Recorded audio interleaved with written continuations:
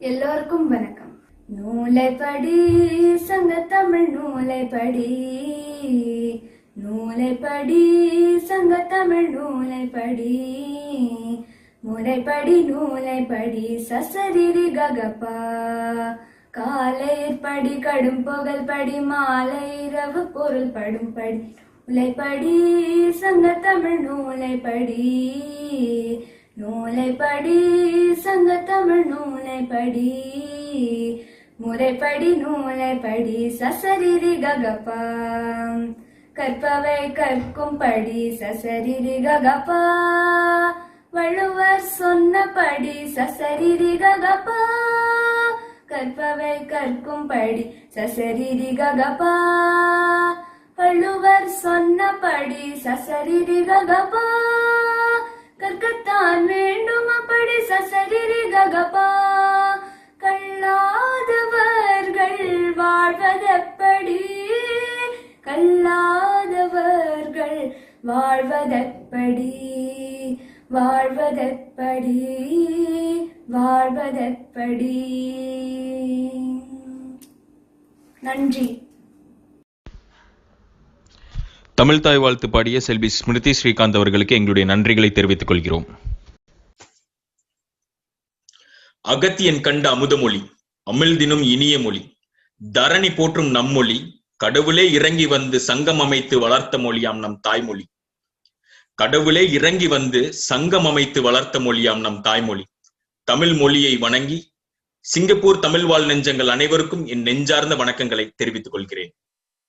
உலகம் எங்கும் நடுக்கம் ஒரு புறம் இருக்க, மறுபுறம் பாமர மக்களின் மனதில் நேர்மறை எண்ணங்களை விதைக்க மேன்மக்கள் இருக்க, அதையொட்டி பல நிகழ்ச்சிகள் நடக்க, அதில் மிக சிறந்த நிகழ்ச்சியாக நாம் இதை கருத, தமிழ் மொழியின் பெருமையை கடல்களும் கண்டங்களும் கடந்து எடுத்து சென்று நமக்கு எண்ணில் அடங்கா பெருமையை சேர்க்கும் மிக சிறந்த எழுத்தாளரும் சொற்பொழிவாளருமான திருமதி சௌந்தரநாயகி வைரவனின் அடுத்த படைப்பான நீங்களும் எழுத்தாளராகலாம் புத்தக வெளியீட்டு விழாவிற்கு உங்களை அழைப்பதில் மற்றற்ற மகிழ்ச்சி கொள்கிறேன். 2015 முதல் 16 வரை மதுரை மாநகரை சார்ந்த ஆட்சி வந்தாட்சி மாத இதழில் அம்மையார் சௌந்தரநாயகி வைரவனின் தொடர் கட்டுரையின் முழு வடிவமே இந்த புத்தகம். நிகழ்ச்சியின் தொடக்கமாக மதிப்பிற்கும் மரியாதைக்கும் உரிய கலைமாமணி முனைவர் திரு லேனா தமிழ்வாணன் அவர்கள் நம்மிடையே நீங்களும் எழுத்தாளராகலாம் புத்தகத்தை பற்றி கருத்துரையாற்ற இருக்கிறார். ஐயா லேனா தமிழ்வாணன் அவர்களுக்கு முன்னுரை தேவையில்லை என்ற போதிலும் அவர் மீது கொண்டுள்ள பாசத்தினாலும் மரியாதையினாலும் சில தகவல்களை பகிர்ந்து கொள்ள விருப்பப்படுகிறேன். ஐயா லேனா தமிழ்வாணன் அவர்கள் எழுத்தாளர், உரையாளர், பத்திரிகையாளர், இதழாசிரியர், தன்னம்பிக்கை பேச்சாளர், சுய முன்னேற்றம், வாழ்வு முன்னேற்றம், சமூக முன்னேற்றம் குறித்த பேச்சாளர், 93 புத்தகத்திற்கு மேல் எழுதி வெளியிட்டுள்ளார். சுமார் 2000 கட்டுரைகள் எழுதியுள்ளார். இதெல்லாம் போக குமுதம் மற்றும் கல்கண்டு பத்திரிகையில் பணியாற்றி ஓய்வு பெற்றவர். இத்தகைய பெருமைக்கு சொந்தக்காரரான திரு லேனா தமிழ்வாணன் அவர்கள் எங்களுடைய புத்தக வெளியீட்டு விழாவில் கலந்து கொண்டு சிறப்பிப்பது எங்களுக்கு உத்வேகத்தையும் உற்சாகத்தையும் அளிக்கிறது. திருமதி சௌந்தரநாயகி வைரவனின் நீங்களும் எழுத்தாளராகலாம் புத்தகத்தை பற்றி ஐயா லேனா தமிழ்வாணனின் கருத்துரை உங்களுக்காக. இந்த காணொலியில் இணைந்திருக்கிற உலகெங்கும் இருக்கிற அனைத்து தமிழ் நெஞ்சங்களுக்கும் எழுதுவது எப்படி என்கிற அந்த அருமையான படைப்பை படைத்திருக்கிற நூலாசிரியர் எங்களுடைய குடும்ப நண்பர் திருமதி சௌந்தரநாயகி வைரவன் அவர்களுக்கும், அழகுற ஒருங்கிணைப்பு செய்து கொண்டிருக்கிற கனடாவினுடைய ஆதவன் தம்பி அவர்களுக்கும் என்னுடைய அன்பு வணக்கங்கள். நீட்டி முழக்கி பேச இது அல்ல தருணம், மிக சுருக்கமாக முடிக்க வேண்டியிருக்கிறது. நூலாசிரியர் சௌந்தரநாயகி அவர்கள் ஒரு அடிப்படை கேள்வியை இந்த நூலில் வைக்கிறார். ஆரம்பத்திலேயே அதை கொண்டுதான் ஆரம்பிக்கிறார். எழுதுகிற ஆற்றல் என்பது பிறவியிலேயே அமைந்திருக்கிற ஒன்றா அல்லது வளர்த்து கொள்ள வேண்டிய ஒன்றா, வளர்த்துக் கொள்வது சாத்தியமா, எழுத்தாளர்கள் என்பவர்கள் உருவாக்கப்படுகிறார்களா என்கிற கேள்வியை வைக்கிறார். அதற்கு அவரே விடையும் தருகிறார். இரண்டும் தான் என்கிறார். பிறவியிலேயே ஒரு எழுத்தாளராக இருக்க முடியும், அவர் தன்னுடைய திறமைகளை வளர்த்துக் கொள்வதன் மூலமாக எழுத்தாளர் ஆக முடியும் என்கிற நம்பிக்கையை ஊட்டுகிறார். எனவே எழுதுவது என்பது அறிவுஜீவிகளுக்கு மட்டுமே உரிய கலை என்பதாக நாம் கருத வேண்டியதில்லை என்கிற நம்பிக்கை இந்த நூலை படிப்பவர்களுக்கு நிச்சயமாக ஏற்படும். உங்களுக்கு இந்த கலை கைவரப் பெறுவது சாத்தியம் என்கிற நம்பிக்கையும் இந்த நூலை படிப்பதன் மூலமாக ஏற்படும் என்று நான் நம்புகிறேன். அடுத்த கேள்வியாக, எழுதுவதால் என்ன நன்மை என்கிற கேள்வியை வைக்கிறார். இதற்கு ஒரு அருமையான பதிலை தருகிறார். மனக்கதவையும் வாழ்க்கை கதவையும் திறக்க வல்ல ஒரு அற்புதமான ஒரு விஷயம் இந்த எழுதுகிற கலை என்கிறார். மிக கனமான வார்த்தைகளால் சொல்லப்பட்ட வாக்கியமோ என்று நான் இதை கருதுகிறேன். அது என்ன? வாழ்க்கை கதவுகள். இது பொருளாதார கதவாக இருக்கலாம், புகழ் கதவாக இருக்கலாம், வாசகர் உலகம் என்கிற விரிவான உலகத்தினுடைய வாயிற்கதவாக கூட இருக்கலாம் என்கிற கனமான பொருளிலே தான் நான் இதை எடுத்துக்கொள்கிறேன். இதில் இன்னும் பல கதவுகளை கூட அவர் மனதிலே கொண்டு சொல்லியிருக்கலாம். பல கதவுகள் திறப்பதற்கும் சாத்தியக்கூறுகள் இருக்கின்றன. எழுத்தாளனாக ஆவதற்காக இந்த நூலிலே அவர் பல வழிகளை சொல்லியிருந்தாலும் கூட 5 வழிகளை நான் முக்கியமாக உங்களுக்கும் தெரியப்படுத்திக் கொள்ள விரும்புகிறேன். நான் இந்த 5ஐத்தான் தலையாய செய்தியாக இந்த நூலிலிருந்து நான் எடுத்துக்கொண்டேன். பிழையற்ற தமிழிலே எழுதுங்கள் என்கிற ஒரு செய்தியை வலியுறுத்துகிறார். மொழியை வலுப்படுத்திக் கொள்ளாமல் எழுத வராதீர்கள் என்பது அவருடைய உறுதியான கருத்து. இதற்காக அவர் சொல்லுகிறார், பள்ளிக்கூட பாட புத்தகங்களிலிருந்து நீங்கள் வாருங்கள் என்கிற கருத்தை துணிந்து சொல்கிறார். ஆரம்பத்திலேருந்தே படிங்க, அப்பதான் பிழையற எழுத முடியும் என்று சொல்கிறார். அடுத்ததாக 2வது கருத்தாக நடையில் எளிமை தேவை என்கிற ஒரு கருத்தை சொல்கிறார். புரிய வைக்கணும். வாசகனுக்கு போய் சேராத எழுத்து என்ன எழுத்து, அதனாற்றால் யான் செப்புவது யாதனில் என்று நான் சொன்னா அது யாருக்கு புரியும்? நான் என்ன சொல்ல வர்றேன்னா என்று சொன்னா எல்லாருக்கும் புரியும் இல்லையா? அது ஒரு செய்தி, நல்ல செய்தி. 3வதாக சுவைபட எழுதுங்கள் என்று சொல்லுகிறார். அதற்கு சில குறிப்புகளும் தருகிறார். அதுக்கு சொல்லக்கூடிய ஒரு உதாரணம் எனக்கு ரொம்ப பிடிச்சிருக்கு. என்னன்னா, வாசகர்கள் எப்படி உணரணுமா அது எழுத்தாளருடைய கையை பிடிச்சு நடக்கிற மாதிரியான உணர்வை அந்த வாசகருக்கு ஏற்படுத்தணும் என்று சொல்கிறார். மிக அருமையான உதாரணமாக நான் பார்த்தேன் இதை. அடுத்ததாக 4வது செய்தியாக யாருக்கு எழுதுறீங்க அதுல உங்களுக்கு தெளிவு தேவை. டார்கெட் ஆடியன்ஸ் யாரு, அதை பத்தி நீங்க அக்கறைப்படணும், அதை நோக்கிதான் நீங்க பயணிக்கணும் என்கிற நல்ல கருத்தை சொல்கிறார். அடுத்ததாக 5வதாக ரொம்ப முக்கியமான செய்தி, சுற்றி நடக்கிற விஷயங்கள் எல்லாம் இனிமே நான் என்கிற கோணத்திலிருந்து பார்க்காம நாம் என்கிற கோணத்திலிருந்து பாருங்க, உங்களுக்கு எவ்வளவு செய்திகள் எழுதுவதற்கு கிடைக்கிறது என்று பாருங்கள் என்று அவர் சொல்கிறார். நிறைவாக, யார் இதை போய் வெளியிட போறாங்க? நான் எழுதுறேன், சரி, இதை போய் யார் வெளியிட போறாங்க என்ற கேள்விக்கு இடமில்லை. என்ன சொல்றாரு, நீங்க ஒரு பிளாக் ரைட்டராக ஆகலாமே. அது எப்படி பிளாக் ரைட்டரா ஆகிறதுன்னா, உங்க வீட்டு பிள்ளைகள்கிட்ட சொன்னீங்கன்னா உடனே அவங்க ஒரு பிளாக் உங்களுக்காக உருவாக்கி கொடுத்துருவாங்க. உடனே அதில் எழுதுங்க, உடனே நீங்க சிறந்த ரைட்டராக விரைவில் அங்கீகரிக்கப்படுவீங்க. யார் உங்களுடைய எழுத்தை வெளியிடனாலும் பிளாக் ரைட்டராக நீங்க உருவாகிறதை யார் தடுக்க முடியுங்கிற நல்ல கேள்வியை சௌந்தரநாயகி வைரவன் அவர்கள் வைக்கிறார்கள். என்னுடைய தந்தை தமிழ்வாணன் அவர்கள் சொல்வார்கள், எப்பொழுதுமே ஒரு படைப்பு என்பது ஒன்று சுவையாக இருக்க வேண்டும், பொழுதுபோக்கு அம்சமாக இருக்க வேண்டும், அல்லது பயனுள்ளதாக இருக்க வேண்டும். என்டர்டெய்னிங் ஆர் எஜுகேட்டிவ் என்று என்னுடைய தந்தையார் சொல்வார்கள். இந்த எழுதுவது எப்படி இந்த நூல் இருக்க, this is entertaining and educative. ரெண்டுமே பயனுள்ள நூலா இருக்கு, சுவையான நூலா இருக்கு. எனவே எல்லா வகையிலும் ஒரு முழுமையான நூலாகத்தான் இந்த சிறிய படைப்பை நான் பார்க்கிறேன். சிறிய படைப்பு என்று சொல்வது அளவிலே சிறிய நூல் என்ற கருத்தில் நூலாசிரியர் சௌந்தரநாயகி வைரவன் அவர்களுக்கு என்னுடைய இதயபூர்வமான வாழ்த்துக்களை தெரிவித்துக் கொள்கிறேன். இந்த நூலை வாசகர்களாகிய நீங்கள் அவசியம் வாங்கி படிங்க. நிச்சயம் எழுத்தாளர் ஆவீங்க, நிச்சயம் புகழ் பெறுவீங்க. சௌந்தரநாயகி அவருடைய புகழுக்கு நீங்கள் வலிமை சேர்ப்பீர்கள். வாய்ப்புக்கு நன்றி, வணக்கம். ஐயா திரு லேனா தமிழ்வாணன் அவர்களுக்கு இந்த சந்தர்ப்பத்துல அவருடைய நேரத்திற்காகவும் விருப்பத்திற்காகவும் அவருடைய கருத்துரைக்காகவும் நாங்க எங்களுடைய நன்றியை தெரிவிச்சுக்கிறோம்.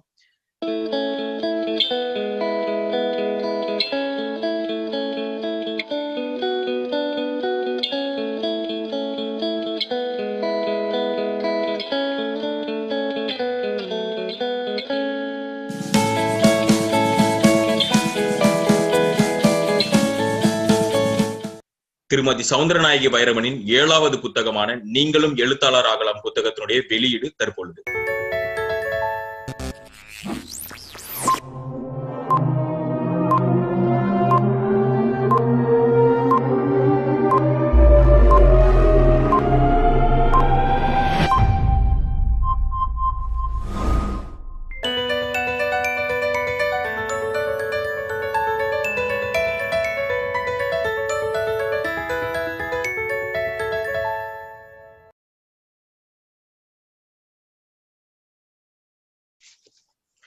திருமதி சௌந்தரநாயகி வைரவனின் நீங்களும் எழுத்தாளர் ஆகலாம் புத்தகத்தினுடைய கௌரவ விருந்தினரை தான் நம்ம சந்திக்க போறோம்.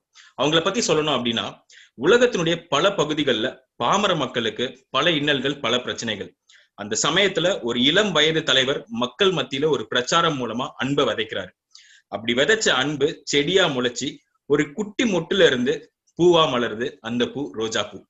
ஜாதி வேற்றுமை, மத வேற்றுமை, நிற வேற்றுமை, பொருளாதார வேற்றுமை, இது எல்லாத்துக்குமே ஒரே தீர்வு, அன்புதான்.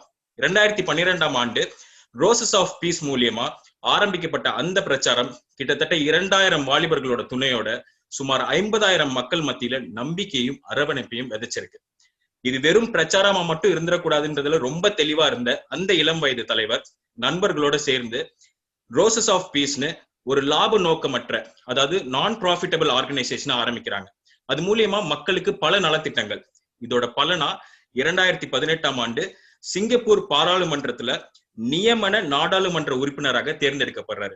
சிலருக்கு வார்த்தைகளாலதான் முன்னுரை தரணும், ஆனா இந்த மாதிரியான அச்சீவர்ஸ்க்கெல்லாம் நம்ம செயல் மூலமா தான் வரவேற்பு கொடுக்கணும்.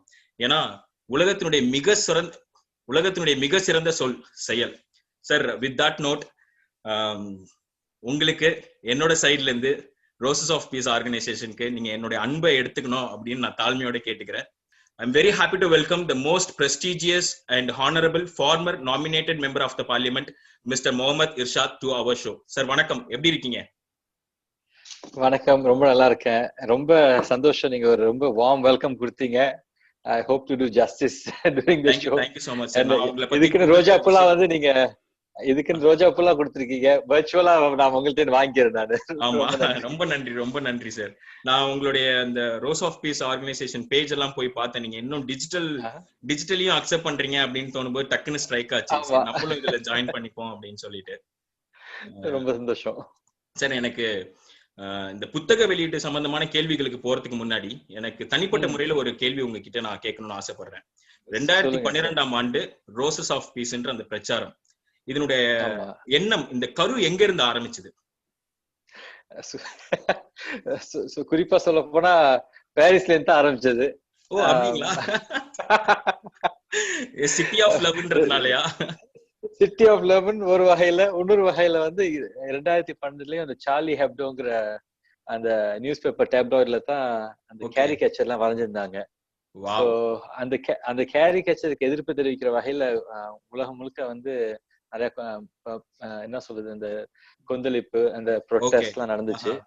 சிங்கப்பூர்லயும் அந்த கேரிகேச்சர் எதிர்த்து சில இளையர்கள் என்கிட்ட பிரச்சாரம் பண்ண போறேன்னு சொல்லிட்டு முன்வைத்தாங்க. ஆனா சிங்கப்பூர்ல பிரச்சாரத்துல எதுக்கு பண்ண போறீங்கன்னு கேட்டதுக்கு, இது மாதிரி எங்களோட வெறுப்பை தெரிவிக்கிறதுக்கு, ஏன்னா எங்களுக்கு ரொம்ப கோவம் வருது அந்த கேரிகேச்சரை பார்த்ததுல அப்படின்னு சொல்றதுனால நான் சொன்னேன், இப்ப ஒரு அவசரப்பட்டு நீங்க முடிவு எடுக்காம கொஞ்சம் நிதானமா யோசிச்சு எதுக்கு நீங்க இதை பண்ண போறீங்கன்னு சொல்லிட்டு நீங்க இந்த நிதானமா யோசிச்சு பாருங்க, அப்போ உங்களுக்கே ஒரு வழி தெரியும் அப்படின்னு சொல்லிதான் இந்த எதிர்ப்பை தெரிவிக்கிறதுக்காக எதுக்காக அவங்க இந்த பிரச்சாரம் பண்ண விருப்பப்பட்டாங்கன்னா, அந்த சமயத்துல சார்லி ஹெப்டோல இஸ்லாத்துடைய ப்ராஃபட் முகமது பத்தி ரொம்ப அந்த அந்த கேரிகேச்சர்ஸ் எல்லாம் வரைஞ்சிருந்தாங்க. அத இங்க இருக்க என்ன சொல்றது முஸ்லிம்கள், அந்த முஸ்லிம் இளையர்கள் ரொம்ப என்ன சொல்றது, அதனால ரொம்ப அந்த இல் ஃபீலிங்ஸ், அந்த ஃபீலிங்ஸ் ரொம்ப ஹர்ட் ஆனதுனால அவங்களுக்கு அத தெரிவிக்கிற வகையில அவங்களுக்கு இந்த பிரச்சாரத்தை ஈடுபடுறது விருப்பப்பட்டாங்க. அந்த ஒரு நோக்கத்துல அவங்க என்னத்த தெரிவிக்கணும்னு விருப்பப்பட்டாங்கன்னா, prophet Muhammad came as a messenger of peace.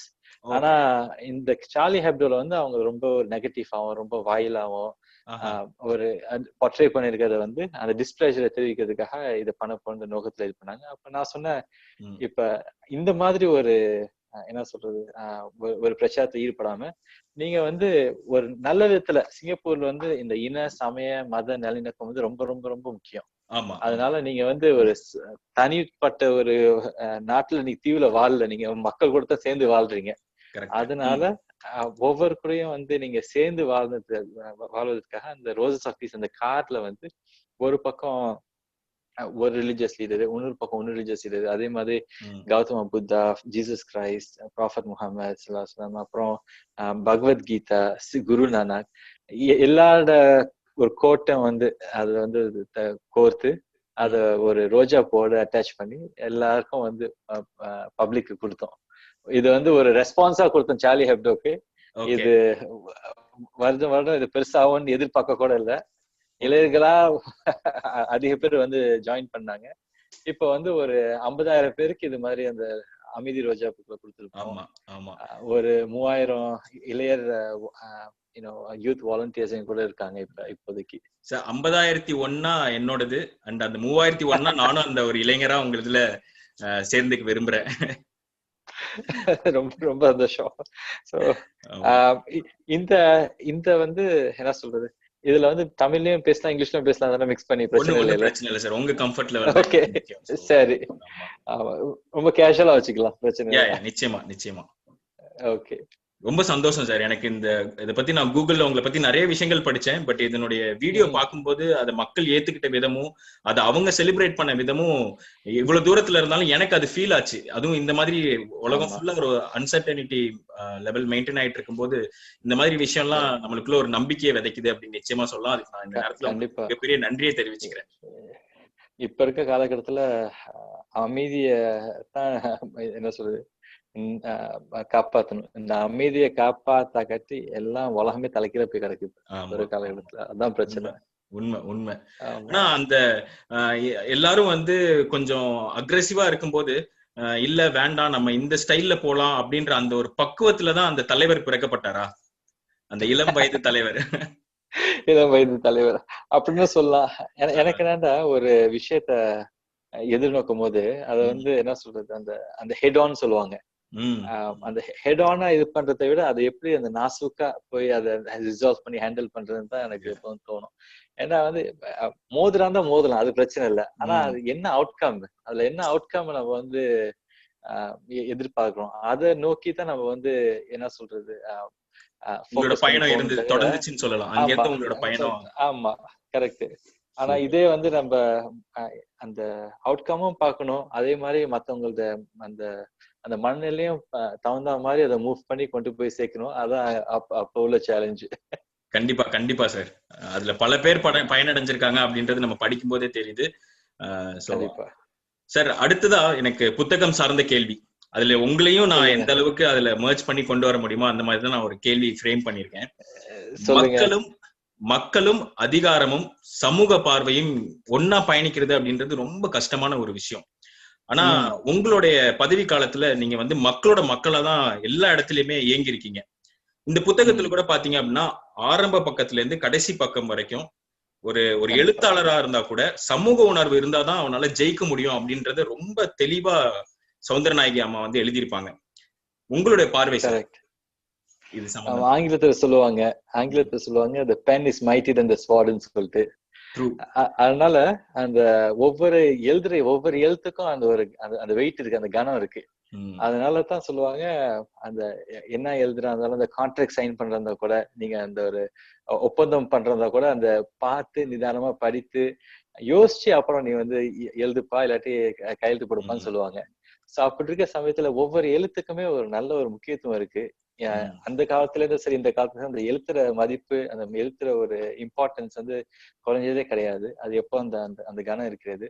ஆனா அந்த ஒவ்வொரு எழுத்துமே வந்து இந்த ஒரு புஸ்தகத்துல வந்து எப்படி திருமதி சௌந்தரநாயகி வைரவன் எப்படி எழுதியிருக்காங்கன்னா, அந்த சமூக உணர்வுன்னு சொன்னீங்கல்ல, அது ரொம்ப முக்கியம். ஏன்டா அந்த ஒவ்வொரு எழுத்துக்குமே அந்த சமூகத்தை அப்படியே மூவ் பண்ணக்கூடிய அந்த ஒரு பவர் இருக்கு. அப்படிப்பட்ட ஒரு நோக்கில ஒருத்தவங்க எழுதுனாங்கன்னா அந்த எண்ணம் போல அதே மாதிரி அந்த அந்த சமுதாயமும் அப்படி நவரும். அப்படிப்பட்ட எழுத்தாளர்கள் தான் நம்ம தமிழ் சமூகத்துல பல பேர் இருக்காங்க, வைரமுத்தும் உட்பட்டு. வைரமுத்து கவிதைகள் எனக்கு ரொம்ப பிடிக்கும். அதே மாதிரி எங்க கல்யாணத்துக்கும் வைரமுத்து சார் வந்திருந்தாங்க. அப்படி பாத்தீங்கன்னா அந்த வைரமுத்து சார் அந்த ஒவ்வொரு எழுத்துமே உதாரணத்துக்கு ஒரு என்ன சொல்றது, சில பேரோட அந்த தலைவிதியே மாத்துன்னு சொல்லுவாங்க. அப்படிப்பட்ட ஒரு எஃபெக்ட் இருக்கும். அதனால அந்த ஒவ்வொரு எழுத்து இருக்கு பாருங்க, அந்த எழுத்தை சாதாரணமா இடப்படக்கூடாது. அந்த எழுத்துடைய முக்கியத்துவத்தை அறிந்து அந்த சமூக உணர்வோட அந்த அந்த அந்த ரசனையோட அந்த கலந்து எழுதும் போது அது இருக்க பவரே தனி பவர். உண்மை உண்மை. ஒரு விஷயம் கொந்தளிக்கிறதுக்கும் அதே ஒரு விஷயம் ஹீலிங் ஆகிறதுக்கும் மெயினா பேனா முனை மிகப்பெரிய அளவுல பிளே பண்ணுது அப்படின்னு சொல்லலாம் இல்லைங்களா? கண்டிப்பா கண்டிப்பா. அந்த டபுள் எச் வார்டுன்னு சொல்லுவாங்க. சில ஆளை கலப்புறதுக்கும் அந்த அந்த எழுத்து தான், அந்த ஆளை வந்து அப்படி அமைதியாக்குறதும் அந்த எழுத்து தான். சோ அதனால அந்த அந்த அந்த சமுதாயத்துக்காக சமூகத்துக்காக ஒரு ஒரு அந்த அந்த ஒரு நல்ல விஷயத்த சொல்லும் போது என்ன ஆகும்னா அந்த எழுத்துடைய அந்த இஃபெக்ட் வந்து மேக்னிஃபை ஆகும் பல மடங்கு. Beautiful sir, beautiful. ரொம்ப அழகா சொன்னீங்க. என்னுடைய அடுத்த கேள்வி வந்து சமீபத்துல உங்களுடைய சோசியல் மீடியா ஹேண்டில் எல்லாம் பார்க்கும்போது இளைஞர்களோட நிறைய கலந்துரையாடுறீங்க. எனக்கு தெரிஞ்சு உங்களோட பதவி காலம் முடிஞ்சிருச்சு, ஆனாலும் தொடர்ந்து உங்களை என்கேஜிங்கா, அதுவும் எந்த அளவுக்கு பாசிட்டிவா நீங்க வந்து அவங்களை என்கரேஜ் பண்ணி மேல கொண்டு வர முடியும் அப்படின்னு. இப்ப சமீபத்துல ஒரு வெபினார் பண்ணீங்க, லீடர்ஷிப் ப்ரோக்ராம், அப்புறமா அன்எம்ப்ளாய்டா இருக்கிறவங்க வந்து ஜாப் சர்ச் மேனேஜ்மெண்ட் எப்படி பண்ணணும் அப்படின்றதெல்லாம். சோ தொடர்ந்து உங்களுடைய எண்ணங்கள் வந்து மக்கள் சமூக உணர்வையே நோக்கிதான் இருக்கு. நான் இருந்தேன், என்னோட பீரியட்ல இருந்தேன், முடிஞ்சிருச்சு, நான் அதுக்கப்புறம் என்னுடைய இதை நோக்கி போறேன் அப்படின்றது இல்லாம தொடர்ந்து எல்லாமே அதுலயே பயணம் பட்டுட்டு இருக்கீங்க. எனக்கு என்ன கேள்வினா, இந்த புத்தகத்தை நீங்க இளைஞர்களுக்கு பரிந்துரைக்கணும் அப்படின்னா எந்த காரணங்களுக்காக பரிந்துரைப்பீங்க? குறிப்பா பாத்தீங்கன்னா இக்காலகட்டத்துல இளைஞர்கள் பல பேர் தமிழாக இருந்தாலும் சரி, மற்ற இனத்தவர்களா இருந்தாலும் சரி, அவங்க தாய்மொழியை வந்து அவ்வளவா பேசுறது கிடையாது. அந்த தாய்மொழி புழக்கம் அவ்வளவா இருக்கிறது கிடையாது. சோ அப்படி இருக்கிறதுனால என்ன, அந்த கொஞ்சம் கொஞ்சமாக அப்படியே அழிந்து போகக்கூடிய வாய்ப்பு வரத்துக்கு ஒரு வாய்ப்பு இருக்கு.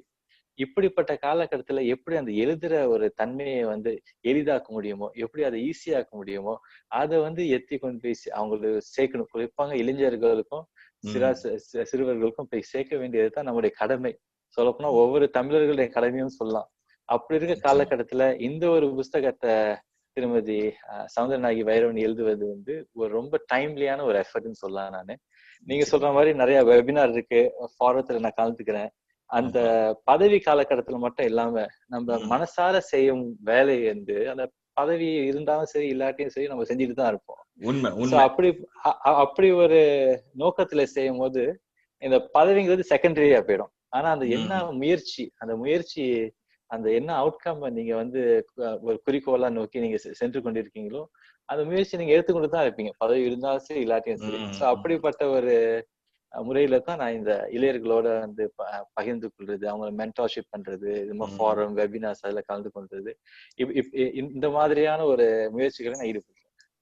ரொம்ப சந்தோஷம் சார். எனக்கு ஒரு விஷயம் உங்கள்கிட்ட பேசினதுல என்னால கணிக்க முடியாது என்ன அப்படின்னா, இந்த 2012ஆம் ஆண்டு ஆரம்பிச்ச இந்த பிரச்சாரம் ஒரு பதவி எண்ணத்தை நோக்கி இல்ல.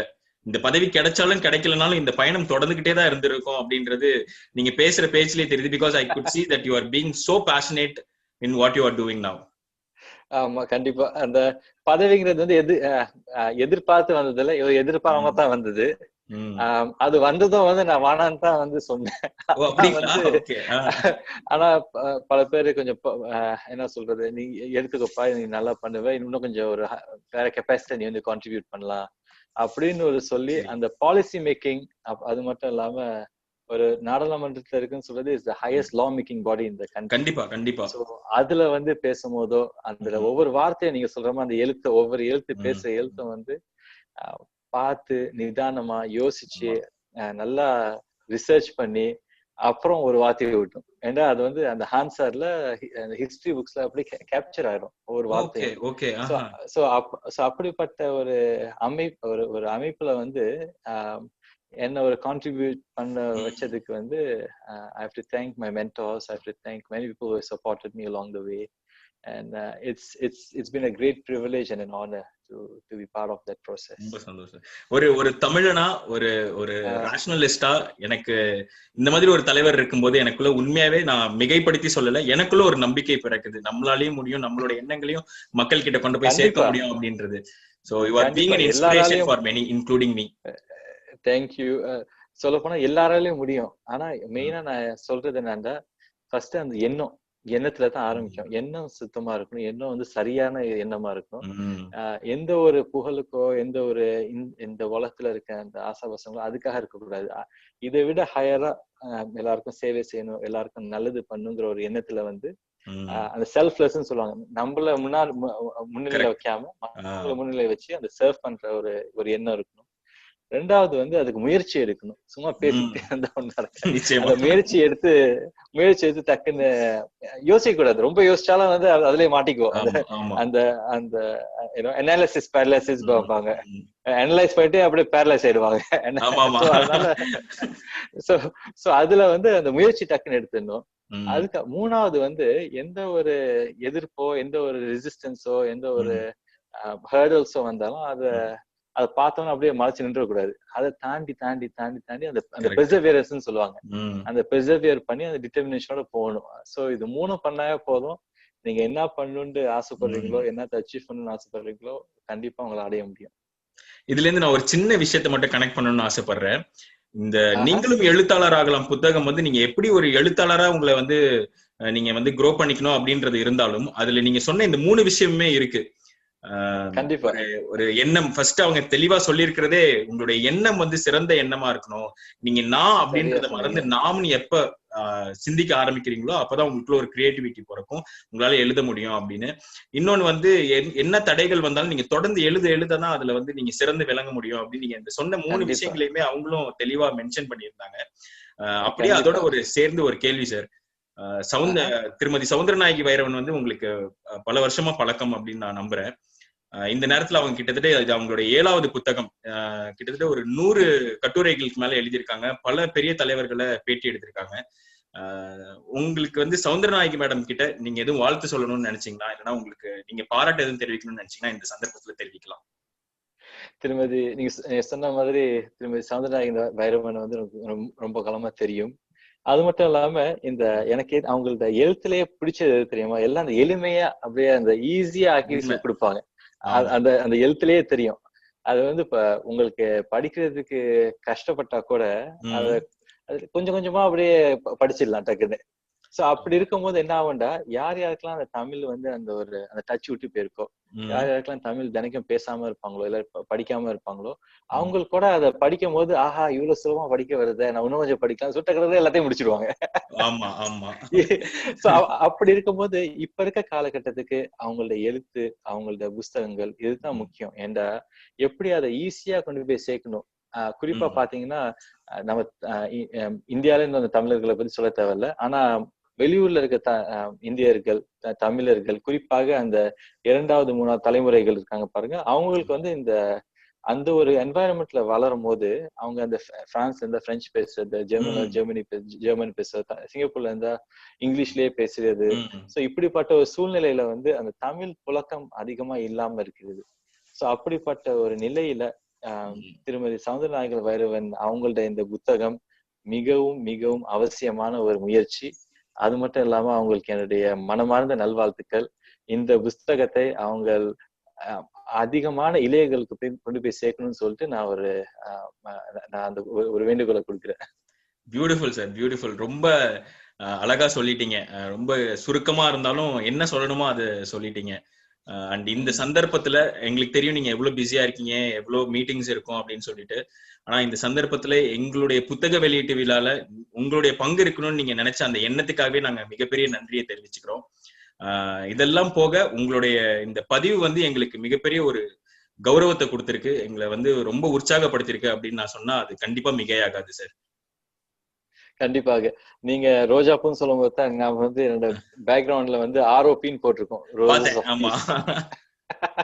அது ஃபுல்லா நீங்க பாக்குறது எல்லாம் ரோஜா பூ. அந்த ரோஜா பூல அந்த 6 ஆமா எல்லாமே அந்த சாப்பு ரோஜா, வெள்ளை ரோஜா அப்படின்னு போட்டு இது பண்ணி வச்சிருக்கோம். அது மட்டும் இல்லாம எனக்கு ஒரு ஆசை இருக்கிறது என்னன்னா, பிற்காலத்துல பிரான்ஸ்லயே வந்து ரோஸ் ஆபீஸ் பண்ணணும்.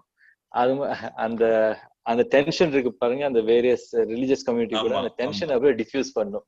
கண்டிப்பா சார், நிச்சயமா கூடிய சீக்கிரம் அதுக்கான இனிஷியேட்டிவ் என்னோட சைட்ல இருந்து நான் ஆரம்பிக்கிறேன் அப்படின்னு உங்களுக்கு நான் ஒரு வாக்குமூலம் கொடுத்துக்கிறேன்னு வச்சுக்கோங்களேன்.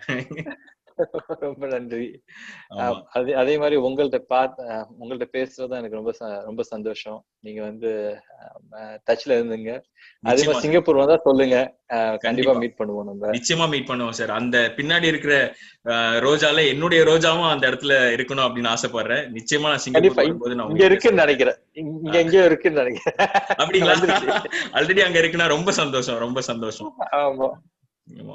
சோ இங்க இருக்கு. நான் வந்து ஒரு புக் மார்க் உங்களுக்கு அப்படியே வர்ச்சுவலா கொடுத்துடுறேன். ரொம்ப ரொம்ப நன்றி சார், நான் வாங்கிக்கிறேன். ரொம்ப ரொம்ப தேங்க்ஸ் சார். ரொம்ப நான் என்னுடைய அந்த பேஷன் டுவர்ட்ஸ் நான் இந்த மாதிரி நிகழ்ச்சி தொகுத்து வழங்குறதுல இதை ஒரு மைல்கல்லா நான் பாக்குறேன். உங்களை பேட்டி எடுத்ததை நான் வந்து கண்டிப்பா ஒரு மைல்கல்லா பாக்குறேன். எனக்கு மனசார ரொம்ப சந்தோஷம். இது மாதிரி நம்ம தொடர்ந்து பயணிப்போம். கண்டிப்பா பிரான்ஸ்ல ரோஸ் ஆஃப் பீஸ் நம்ம ஆரம்பிக்கிறோம். கண்டிப்பா ஆரம்பிப்போம். என்ன சொல்றது, இப்ப உலகத்துல பாத்தீங்கன்னா இந்த போலரைசிங் ஃபார்சஸ் சொல்லுவாங்க.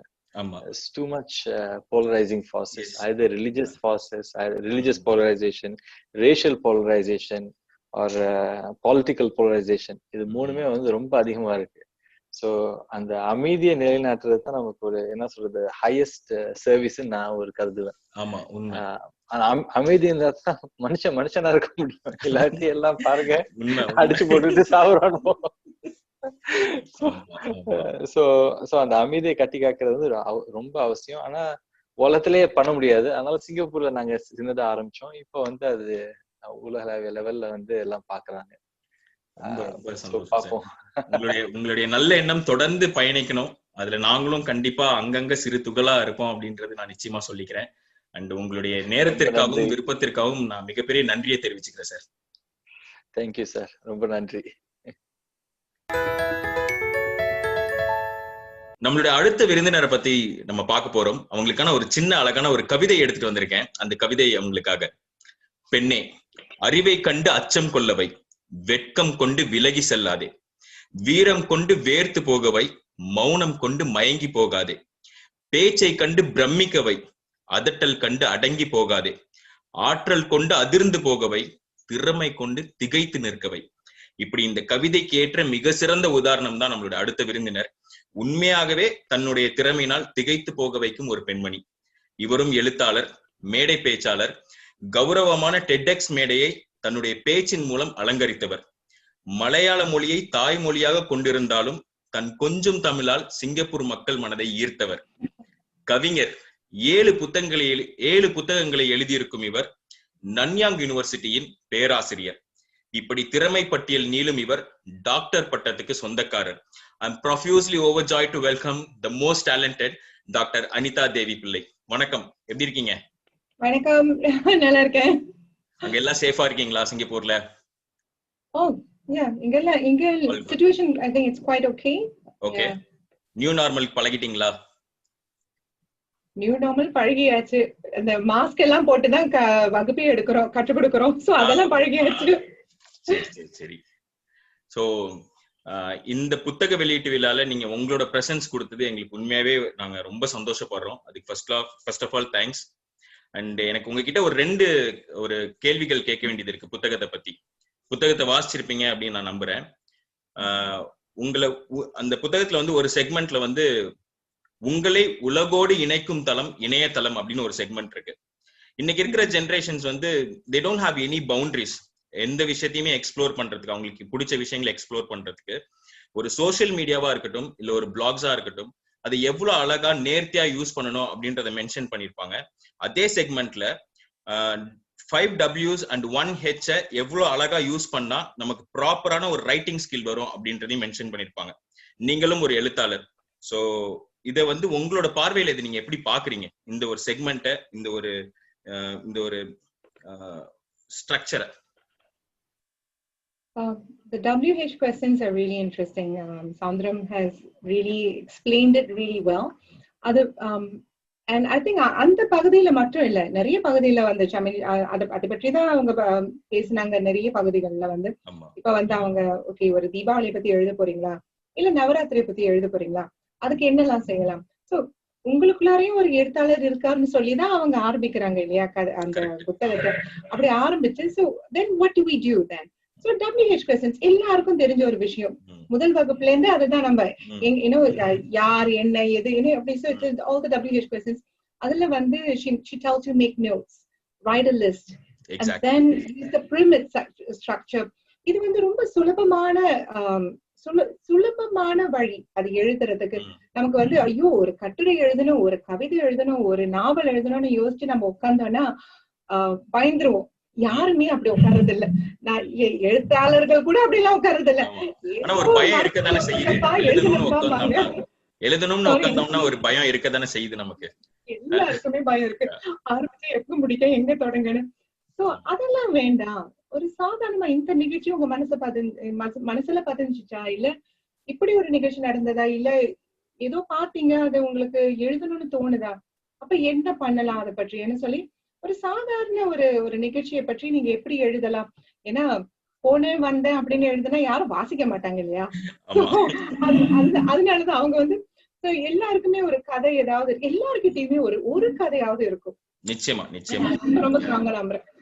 எல்லாருக்கிட்டையும் ஒரு அது இல்ல, ஏதாவது மனசுல பதிஞ்சது, பார்த்தது, ஏதாவது நம்ம எப்பவுமே யோசிச்சுட்டு இருக்கிற ஒரு விஷயமா இருக்கலாம், டிஸ்கிரிமினேஷனை பற்றியா இருக்கலாம், இன்னும் சாதாரண ஒரு விஷயமா இருக்கலாம். அதை வந்து எப்படி எழுதுறது? So அந்த WH presence, it could be as basic as an event that you have attended.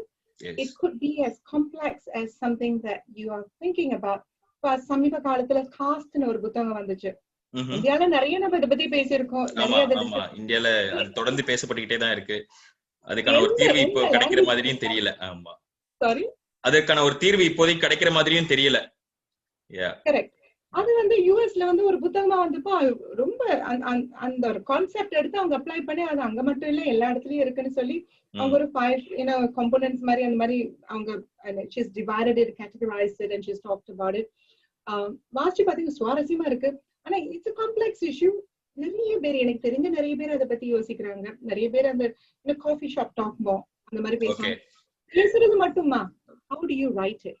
So அதுதான் சௌந்தரம் பண்ணிருக்காங்க. அதுதான் she's broken it down into different steps. Nice. I thought that was an interesting way of doing it. எனக்கு ரொம்ப பிடிச்சது அந்த ஒரு குழந்தைய வந்து அம்மா வந்து ஸ்கூலுக்கு அழைச்சிட்டு போனா அங்க இருந்து எப்படி ஒவ்வொரு விஷயத்தையும் சேகரிக்கணும் அப்படின்னு எழுதின விஷயம் எனக்கு ரொம்ப பிடிச்சிருந்தது. அப்புறம் ஒரு பேருந்துல ஏறுனா ஒவ்வொருத்தவங்களோட மனநிலை எப்படி இருக்கும் அப்படின்னு சொல்லி எனக்கு அது பிடிச்சிருந்தது. இந்த குழு, அது ஒரு நவராத்திரி குழு, எனக்கு அது ரொம்ப பிடிச்சிருந்துச்சு. ஆமா ஆமா, எப்பவுமே எழுத்தாளர் வந்து அவங்க மனசுல பதிஞ்சதை எழுதுவாங்க இல்லையா. வாசிக்கிறவங்க வந்து நம்ம மனசுல எது பதியுதோ நமக்கு, this connects with me நினைக்கிறேன் இல்லையா. சோ அதனால நீங்களும் நானும் டிஃபரெண்ட் திங்ஸ் பார்த்திருக்கோம். அதே புத்தகம் அதேதான் வாசிச்சோம். ஆமா, எனக்கு அந்த பேருந்துல இருக்கிற ஒவ்வொரு இன்சிடென்ட்ட சொல்லும் போது ரொம்ப ஈஸியா என்னால ரிலேட் பண்ண முடிஞ்சது. ஏன்னா அது வந்து நான் இல்லாமல் நாம். எக்ஸாக்ட்லி. அது வந்து ஆரம்பத்துல இருந்தே, முதல் பக்கத்துல இருந்து கடைசி பக்கம் வரைக்கும் அவங்க ஒரு விஷயத்த கன்சிஸ்டன்டா மெயின்டைன் பண்ணது என்ன அப்படின்னு பாத்தீங்கன்னா, நான் அப்படின்றத கம்ப்ளீட்டா நீ மறந்துடணும். மறந்தாதான் நாம்னு எப்ப நம்ம உணர ஆரம்பிக்கிறோமோ அப்பதான் ஒரு சிறந்த எழுத்தாளரா ஆக முடியும் அப்படின்றதுல ரொம்ப டிட்டர்மைண்டா ஒவ்வொரு பக்கமும் எழுதி இருந்தது. எனக்கு ரொம்ப பிடிச்சது. நான் கூட அவங்க கிட்ட பர்சனலா பேசும்போது சொன்னேன். ஆமா, அந்த டார்கெட் ஆடியன்ஸ பத்தி கூட எழுதிருப்பாங்க இல்லையா. அது இன்னொரு பக்கத்துல எழுதிருப்பாங்க, பகுதியில எழுதிருப்பாங்க.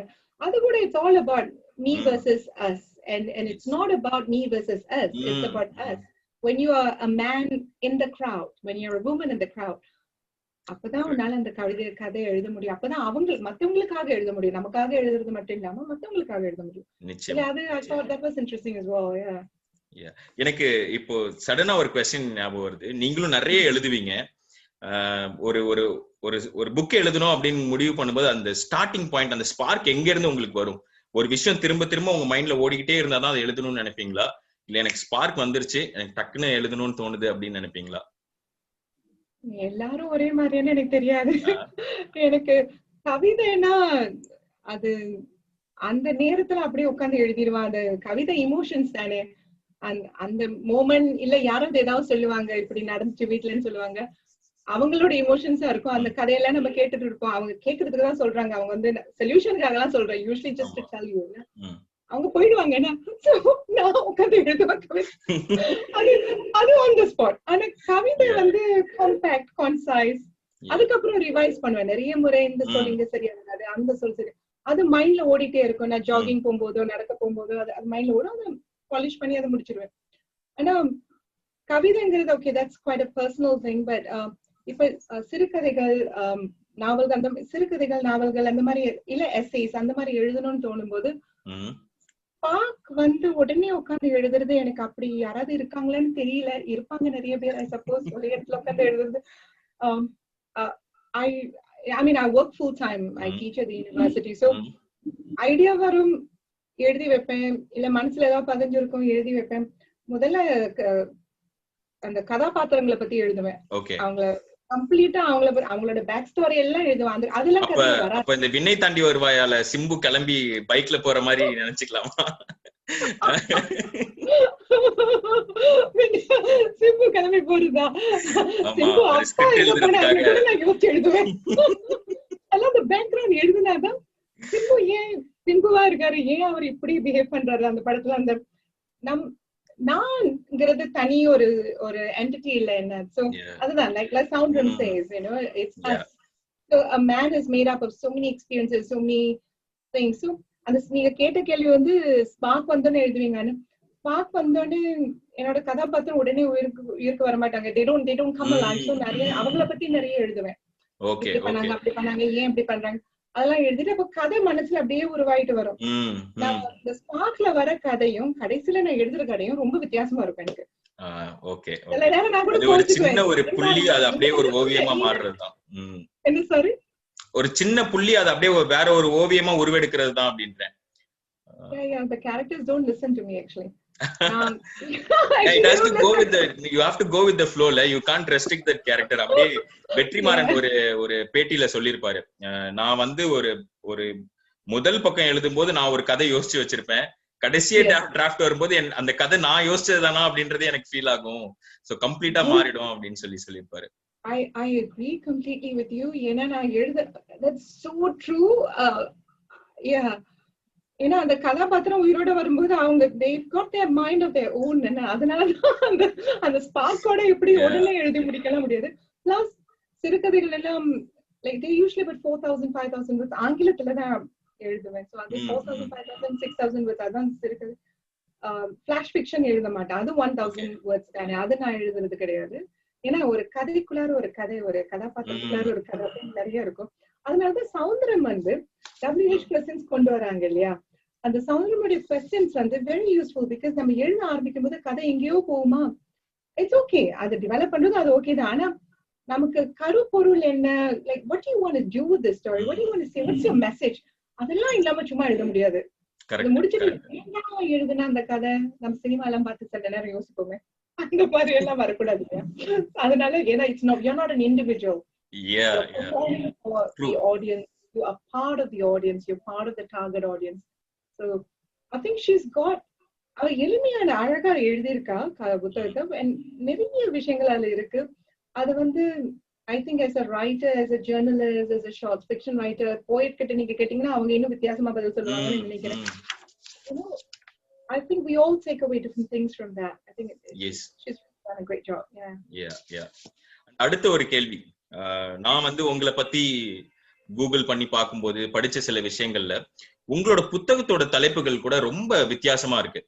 For an example view of stars, அப்புறம் லெட்டர் டு மை சன், எனக்கு அது ரொம்ப பிடிச்சிருந்தது. ரொம்ப அழகா சிம்பிளா இருந்தது. ஒரு புத்தகத்துக்கு நீங்க என்ன ஒரு எழுத்தாளரா சொல்லுங்க, ஒரு புத்தகத்துக்கு தலைப்பு அப்படின்றது எவ்வளவு முக்கியமான ஒரு விஷயம்? ஐயோ ரொம்ப முக்கியம். ஒரு வீட்டுக்கு போகும்போது ஒரு கதவு மாதிரி. பியூட்டிஃபுல். கதவுல வந்து நீங்க கதவை பார்த்தோன்னே உங்களுக்கு புரிஞ்சிடும் இவங்க வந்து ரொம்ப பிராக்டிகலா இருக்கிறவங்க, பிராக்டிகலானவங்களா, இவங்க வந்து யூனோ லைக் ரிலிஜியஸா, இல்ல யூனோ என்னோட டால் எல்லாம் வந்து போயம் இருக்கும், என்னோட வீட்டு கதவுல போயம் இருக்கும், ஆபீஸ் கதவுல என்னோட புத்தக கவர்ஸ் எல்லாம் இருக்கும், ரொம்ப கலர்ஃபுல்லா இருக்கும். சோ கதவை பார்த்தோன்னே ஓரளவு நம்ம வந்து உள்ள யாரு இருக்கா, உள்ள என்ன இருக்கு, அவங்களுடைய மூட் எப்படி இருக்கும், அப்படி எல்லாம் நம்ம ஓரளவு ஒரு இம்ப்ரெஷன் என்ன. It's like don't judge the book by the cover சொல்றது ஏன் சொல்றாங்க, ஏன்னா இதோட கவர். அதே மாதிரி சிறுகதைக்கோ ஒரு கட்டுரைக்கோ அதுக்கு வந்து அந்த தலைப்பு வந்து ரொம்ப முக்கியமானது. எங்க அம்மாவும் எழுத்தாளர் தான். கமலாதேவியார் வந்து தமிழ்ல எழுதுவாங்க. ஆனா எதுக்கு சொல்ல வந்தேன்னா அம்மாவுடைய தலைப்புகள் வந்து எப்பவுமே கடினமா இருக்கும். எனக்கு வந்து புரியாத தமிழ் சொற்களா இருக்கும். நோவல்னு ஒரு புத்தகம் டைட்டில் வைப்பாங்க, நாங்கெல்லாம் டிக்ஷனரி பாப்போம் வீட்டுல, அப்பாவும் நானும் கேட்க பயமா இருக்கும். பட் எவ்வளவு ஆரோக்கியமா இருக்கும்ல, அம்மாவும் எழுத்தாளர் பொண்ணும் எழுத்தாளர் அப்படின்னா அந்த கான்வர்சேஷன்ஸ் எல்லாம் எவ்வளவு ஒரு ப்ரொடக்டிவா ரொம்ப இன்டெலெக்சுவலா இருக்கும்ல. It's really intriguing to know this. அம்மாவும் நானும் very different writers, very different personalities. Okay, உங்களுக்குள்ள அந்த டீப் கான்வர்சேஷன்ஸ்லாம் இருக்குமா? ஒரு தலைப்பு எழுத போறீங்க அப்படின்னா, அம்மா நான் இந்த தலைப்புல தான் எழுத போறேன் அப்படின்னு நீங்க சொல்றதா இருக்கட்டும், இல்ல அம்மா வந்து உனக்கு என்னதான் இருந்தாலும் நான் சொல்ற தலைப்பு புரியாதா ஆனாலும் நான் சொல்றேன் அப்படின்னு சொல்லி உங்கள்கிட்ட ஷேர் பண்ணுவாங்களா? அவங்க எழுதிட்டு தான் சொல்லுவாங்க. ஓகே அவங்க கொஞ்சம் அவங்க எழுதுனதுக்கு அப்புறம் தான் பாப்போம் நாங்க கட்டுரை அவங்களுடைய புத்தகமோ அந்த கட்டுரை எதுவா இருந்தாலும் அதுக்கு எழுதுனதுக்கு அப்புறம் தான் கொடுப்பாங்க. அம்மா அம்மாவோட அப்பாட்ட தான் நான் சொல்லுவேன் கதையெல்லாம். அப்பா தான் கதையெல்லாம் கேட்டுட்டு நான் நினைக்கிறேன் கதாநாயகி வந்து இப்படி பண்ணக்கூடாது, ஏன் இப்படி பண்றா அப்படிலாம் அப்பா தான் சுவாரஸ்யமா ஏன் கதையும் கேட்பாரு, அம்மா கதையும் கேட்பாங்க. Very good. அம்மாவும் நானும் வந்து உட்கார்ந்து அந்த மாதிரி பேசுனது கிடையாது. பட் அம்மா வந்து எழுதுனதுக்கு பிறகு நாங்க வந்து அந்த மாதிரி ஒரு கான்வர்சேஷன் இருக்கு. அம்மா வந்து சமீப காலத்துல வந்து சம்புவாங்கிற ஒரு ஹிஸ்டாரிக்கல் ஃபிக்ஷன் நாவல எழுதினாங்க, தமிழ்ல தான் எழுதினாங்க. அது சம்புவாங்கிறத வந்து சிங்கப்பூர்ல வந்து ஒரு இந்தியன் என்ட்ரி. ஸோ 1950கள் 60கள் 70கள் அந்த காலகட்டத்துல இருந்த இந்தியர்களுடைய வாழ்க்கை அது அப்படி சம்மந்தப்பட்டு ஒரு கதை. கதை அந்த கதையை நான் வந்து இங்கிலீஷ்ல ஐ டிரான்ஸ்லேட்டட். ஓகே. அம்மாவோட நானும் எவ்வளவு டிஃபரெண்ட்னா, அம்மாவோட ஹீரோயின் வந்து ரொம்ப போல்ட். அவ எடுக்கிற முடிவெல்லாம் என்னோட ஹீரோயின் அந்த மாதிரி எல்லாம் பண்ண மாட்டாங்க. அம்மா சொன்னாங்க ஏன் இப்படிதான் ஹீரோயின் இருக்கணுமா, ஹீரோயின் எல்லா வகையா ஹீரோயினும் இருக்காங்க. ஏன் அந்த புத்தகத்தை தான் நீங்க அமேசான்ல கூட அப்லோட் பண்ணிருக்கீங்களா? ஆமா ஆமா கரெக்ட். இல்ல அப்லோட் பண்ணல. the book is selling. நமக்கு இப்பதான் ஆங்கிலத்துல வந்துச்சு, தமிழ்ல வருது. ஆங்கில டிரான்ஸ்லேஷன் தான் முதல்ல வந்துச்சு. சோ தெரியல. பட் சோ எதுக்கு சொல்ல வந்தேன்னா, we have disagreed because நாங்க the way we create characters அம்மா ரொம்ப மாடர்ன். Okay okay. நீங்க புத்தகத்தை படிச்சு பாருங்க. பட் நிச்சயமா நான் வாசிக்கிறேன். Coming back to Soundram. So Soundram talks about unique characteristics, making something unique. So maybe I'll connect this to what Amma says, like எல்லாரும் பாக்குற மாதிரி இப்போ எல்லாரும் ஒரு கேரக்டர் ஒரு ஹீரோயினா இப்படிதான் இருக்கணும்னு ஒரு like okay I'll tell you what we argued about. ஒரு மதர் வந்து குழந்தைய விட்டுட்டு போயிடுறாங்க. 5 வயசுக்குள்ள அவங்களை விட்டுட்டு she's a good mother. ஆனா for her personal reason she leaves. என்னால அந்த ஏத்துக்கொள்ளவே முடியல. அம்மா எல்லாம் குழந்தைய விட்டுட்டு போக மாட்டாங்க எந்த காரணத்திலயும். and how can she be a good character? அதுதான் ஆர்குமெண்ட் அம்மாவுக்கு, என்னுடைய அம்மாவுக்கு எனக்கு. அந்த அம்மா சொன்னாங்க அப்படிலாம் கிடையாது. there are many types of women, they are kind women, but you can't pigeonhole them into motherhood. நாங்க ஓகே சாவுறமோ அதுதான் கொண்டு வராங்க. நீங்க watch the society. எல்லாரும் ஒரே மாதிரி இல்ல. அந்த பஸ்ஸோட எக்ஸாம்பிளுக்கு வருவோமே, அந்த பஸ்லயே ஐ மீன் ஆரம்பத்துக்கே வந்துருவோம். லைக் பஸ்ல கூட எல்லாரும் வித்தியாசமா இருப்பாங்க. நம்ம பஸ்ல ஏறி நம்ம போனை பார்த்துட்டு ஒரு மியூசிக் கேட்டு அப்படியே உட்காந்து எல்லாரும் அதே பயணம் தான், அதே பஸ் ஸ்டாப், அதே they are all getting off same journey, similar journey at least. yes எல்லாருமே ரொம்ப வித்தியாசமா அந்த ஜர்னி இருப்பாங்க. நம்ம ஜட்ஜ் பண்ணவும் கூடாது. judgment அது ஒண்ணு. so you step away from your judgment and everyone deserves to have their story told. அந்த மாதிரி ஒரு attitude and mindset ஓட வந்துட்டோம்னா அப்பதான் கதை சுவாரஸ்யமா வரும். நிறைய மாதிரி கதைகள் வரும். உண்மை. அந்த ஒருத்தரை நம்ம ஜட்ஜ் பண்றதை நிறுத்திட்டோம் அப்படின்னாலே நம்ம உலகம் பெருசாகிறது நானே பர்சனலா கூட ஃபீல் பண்ணிருக்கேன். அதுக்கப்புறம் நம்மளோட உலகமும் சரி, நம்ம சந்திக்கிற மனிதர்களும் சரி, அவங்க கூட நமக்கு கிடைக்கக்கூடிய பழக்க வழக்கங்களும் சரி, அது வேற ஒரு தளத்துக்கு நம்மளை எடுத்துட்டு போகும். கண்டிப்பா நிறைய நம்ம உணர்வோம், நிறைய we get to know more. That's how we grow. yes புத்தகங்கிறது ரொம்ப ஒரு தனி உலகம். என்ன ஆமா நிச்சயமா. எனக்கு கடைசியா ஒரே ஒரு கேள்விதான் இருக்கு. ஒரு எழுத்தாளரா ஆனதுக்கு அப்புறம் எனக்குள்ள இந்த ஒரு சேஞ்ச் வந்தது, அதுதான் பெஸ்ட் சேஞ்ச் அப்படின்னு சொல்லி. ஏன்னா ஒரு சிலர் எழுத ஆரம்பிக்கிறதுனாலயோ இல்லைன்னா கலை சம்பந்தமா ஏதாவது ஒரு விஷயம் பண்றதுனாலயோ இல்ல ஜிம்முக்கு போறதுனாலே they'll start finding themselves in some ஒரு நூலிலையில அவங்களுடைய திறமையோ ஏதோ ஒரு விஷயம் அவங்களுக்கு வந்து அப்படியே வருடி கொடுக்குற மாதிரி இருக்கும். அது மாதிரி எழுத ஆரம்பிச்சதுக்கு அப்புறம் எனக்கு இந்த விஷயம் என் வாழ்க்கையில இதை அப்படியே சேஞ்ச் பண்ணிச்சு, இல்லைன்னா இது உனக்கு ஒரு ஹீலிங் பாயிண்டா மாறுச்சு அப்படின்றது எந்த ஒரு விஷயமா இருக்கும்? எனக்கு ஞாபகம் வந்ததுல நான் தொட்டு நான் எழுதிட்டு இருக்கேன். சின்ன சின்ன குட்டி குட்டி கதை எழுதுவேன். அம்மா எழுத்தாளரா எனக்கு ரொம்ப பயம். சோ போக்கஸ் எல்லாம் படிப்புலயே வச்சுட்டு PhD எல்லாம் முடிச்சதுக்கு அப்புறம் தான் பரவாயில்ல ஒரு சின்னதா ஒண்ணு எழுதி பப்ளிஷ் பண்ணி பாப்போமேன்னு ஒண்ணு எடுத்து பப்ளிஷ் பண்ணேன். Very good. அப்ப ஆனா அப்ப எழுதுற பழக்கம் வந்து சின்ன வயசுல இருந்தே இருந்திருக்கு. That's really interesting. Okay. ஸ்கூல்ல டீச்சர்ஸ பத்தி எல்லாம் கதை, இப்ப மேத்தமேட்டிக்ஸ் எல்லாம் கத்து கொடுப்பாங்கல்ல, அல்ஜிப்ரா எல்லாம் கத்து கொடுப்பாங்கல்ல, அதே ஃபார்முலா. நான் லிட்டரேச்சர் லிங்குவிஸ்டிக்ஸ் தானே, ஃபார்முலா எல்லாம் மனசுல நிக்காது. சோ இவங்க வந்து இந்த கேரக்டர், அவங்க அந்த கேரக்டர், இது பிளஸ் மைனஸ் எல்லாம் போடுவாங்களே, பெரிய கதை இருக்கும். நான் ஃபார்முலா யோசிக்கிறதே இந்த டீச்சர் முகம் அந்த டீச்சர் முகம் எல்லாம் வந்துடும் எனக்கு. ஹிஸ்டரி கிளாஸும் அப்படிதான். அதனால ஹிஸ்டரி மேத்ஸ்ல நல்லா பண்ணுவேன். எல்லாருக்கிட்டையும் ஒரு கதை, எல்லார பத்தியும் ஒரு கதை இருக்கும் எங்க மனசுல. ஓ நைஸ். பஸ்ல ஏறி போற மாதிரி தான். ஆமா ஆமா, பஸ்ல ஏறி போகும்போது நம்மளோட கதை மட்டும் இல்லாம அப்படியே எல்லாரையும் சேர்த்து அப்படியே கேட்டுட்டு போற மாதிரி டிராவல் பண்ண வேண்டியதான். ஆமா ஆமா, வெரி குட். அது ஒரு நல்ல இமேஜ். என்ன இல்ல சமல்ல அந்த இமேஜ். நான் நெக்ஸ்ட் டைம் இப்போ இங்க லாக்டவுன்ல இருக்கேன், பட் நெக்ஸ்ட் டைம் நான் பப்ளிக் டிரான்ஸ்போர்ட்ல டிராவல் பண்ணேன்னா I'll definitely start observing people. என்ன பண்றாங்க, ஏது பண்றாங்க, அட்லீஸ்ட் என்ன நமக்கு அந்த ஒரு ஃபீல் கொடுக்குது அப்படின்றதுக்காகவாவது நான் அதை பண்ணுவேன். ஆமா, அது நல்லா எனக்கு அப்படியே பதிஞ்சிருச்சு அந்த இது படிக்கும் போதே எனக்கு. அதுவும் ஆமா எனக்கும். ஆமா ஆமா. அண்ட் ஓகே, நம்ம இந்த செக்மெண்டோட நிறைவு பகுதிக்கு வந்துட்டோம். உங்களோட நீங்க எவ்வளவு பிஸி, எவ்வளவு விஷயங்கள் நீங்க வந்து பண்ணிட்டு இருக்கீங்க அப்படின்றது உங்களை பத்தி படிச்சதுக்கு அப்புறம் தான் எனக்கு தெரிஞ்சது. ஆனா நம்ம சௌந்தரநாயகி மேடமோட இந்த புத்தக வெளியீட்டு விழா, நீங்களும் எழுத்தாளர் ஆகலாம் புத்தகத்துல உங்களோட பிரசன்ஸ் கொடுத்தது நாங்க உண்மையாவே ரொம்ப சந்தோஷப்படுறோம், ரொம்ப கௌரவமா நினைக்கிறோம்.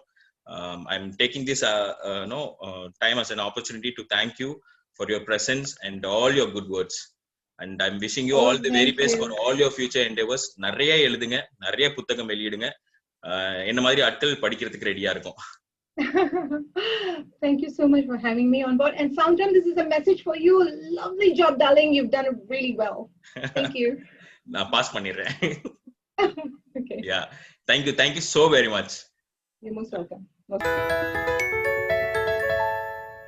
நம்மளுடைய அடுத்த விருந்தினர், அவரை பத்தி சொல்லணும் அப்படின்னா, ஒரு பக்கம் எழுத்தாளர், இன்னொரு பக்கம் மெம்பர் ஆஃப் த பார்லிமெண்ட், இன்னொரு பக்கம் தமிழ் மொழியின் ஜாம்பவான்கள். இவங்க எல்லாருமே நம்மளோட புத்தகத்தை பத்தி பேசினாங்க.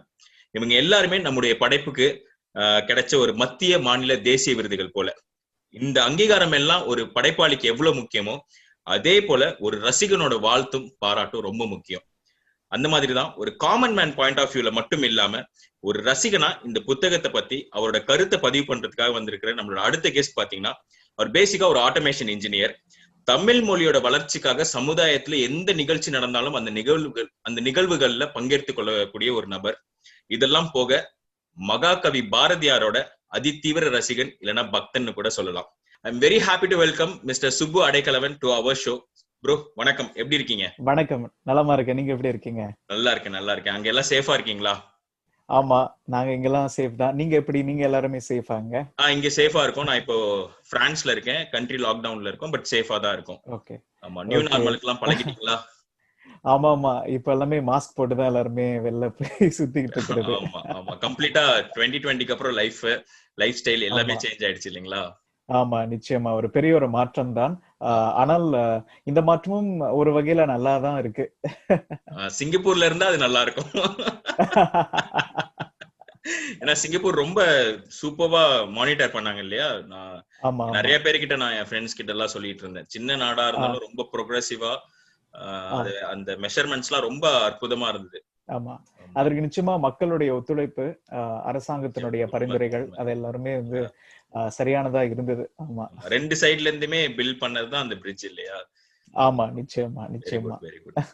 ஓகே, ஒரு நிமிஷம் ப்ரோ. இந்த புத்தகத்தை நீங்க வாசிச்சிருப்பீங்க அப்படின்னு நான் நம்புறேன். ஆமா, முதல்ல உங்களுடைய எல்லாருக்குமே அவங்கவுங்களுக்கான வேலை, அவங்களுக்கான பிஸி ஸ்கெடியூல் அப்படின்னு இருக்கு. இந்த சந்தர்ப்பத்துல நீங்க நம்ம சௌந்தரநாயகி மேடமோட புத்தகம் நீங்களும் எழுத்தாளர் ஆகலாம் புத்தகத்தினுடைய வெளியீட்டு விழாக்கு வந்து உங்களோட கருத்தை நீங்க பதிவு பண்றதுல எங்களுக்கு உண்மையாவே மனசார ரொம்ப சந்தோஷம் அண்ட் மகிழ்ச்சி. ரொம்ப நன்றி. எனக்கு ஒரு சின்ன சிம்பிள் கொஸ்டின் தான் ப்ரோ. நீங்களும் எழுத்தாளர் ஆகலாம் ஒரு காமன் மேனா, பாரதியாருடைய கவிதைகளோட அதிதீவிர ரசிகனா, அந்த ஒரு பாயிண்ட் ஆஃப் வியூல இருந்து பார்க்கும்போது இந்த புத்தகத்தோட கீ இன்டேக்ஸா நீங்க எதை பாக்குறீங்க? சரி, முதல்ல வந்து பாரதியார் ரசிகர்ன்ட்டு அதுவே வந்து ஒரு பெரிய பெருமை. பாரதியாரோட ரசிகரா இருக்கிறதே வந்து ஒரு பெரிய பெருமை. அந்த அளவுக்கு என்னைய ரொம்ப புகழ்ந்து நீங்க சொல்றீங்க. சோ அது ரொம்ப நன்றி. முதல்ல வந்து நான் என்ன சொன்னேன்னா வந்து நீங்க இப்போ சொன்னீங்க இல்லையா, அதாவது பிஸியான ஸ்கெடியூல் வந்து நிறைய பேர் இருக்கிறாங்க.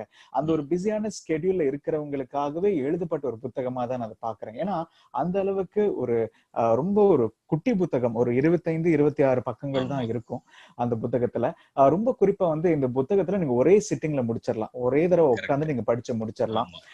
இது வந்து ஒரு 1 மணி நேரம் 2 மணி நேரம் அப்படிதான் எடுக்கும் அப்படின்னு நினைக்கிறேன். சோ நிச்சயமா வந்து ஒரு சராசரி மனிதனுக்கு வந்து இது, அதுவும் இப்பொழுது இருக்கக்கூடிய சராசரி மனிதன், ஏன்னா எல்லாருமே வந்து வெண்ணி தண்ணி ஊத்த மாதிரி ஓடிக்கிட்டே இருக்காங்க இல்லையா, சோ நேரமே இல்ல அவங்களுக்கு. சோ அதனால அப்படிப்பட்டவர்களுக்கு வந்து நிச்சயமா இந்த ஒரு புத்தகம் வந்து ஒரு ஒரு பயனுள்ளதாக இருக்கும். ஏன்னா வந்து எல்லா ஒரு ஒரு ஒரு நிமிடம் கூட எல்லாருக்குமே வந்து கற்றுக்கொள்ள வேண்டிய ஒரு நிமிஷமா இருக்கு. நம்ம ஏதாச்சும் ஒண்ணு கத்துக்கணும், ஏதாச்சும் ஒண்ணு நம்ம வந்து ஆராயணும். அந்த வரிசையில வந்து நிச்சயமா இந்த ஒரு புத்தகம் வந்து இந்த குறுகிய காலத்துல நம்ம ஏதாச்சும் ஒண்ணு கத்துக்கலாம். அந்த ஒரு நல்ல ஒரு விஷயம் இந்த புத்தகத்துல இருக்கு.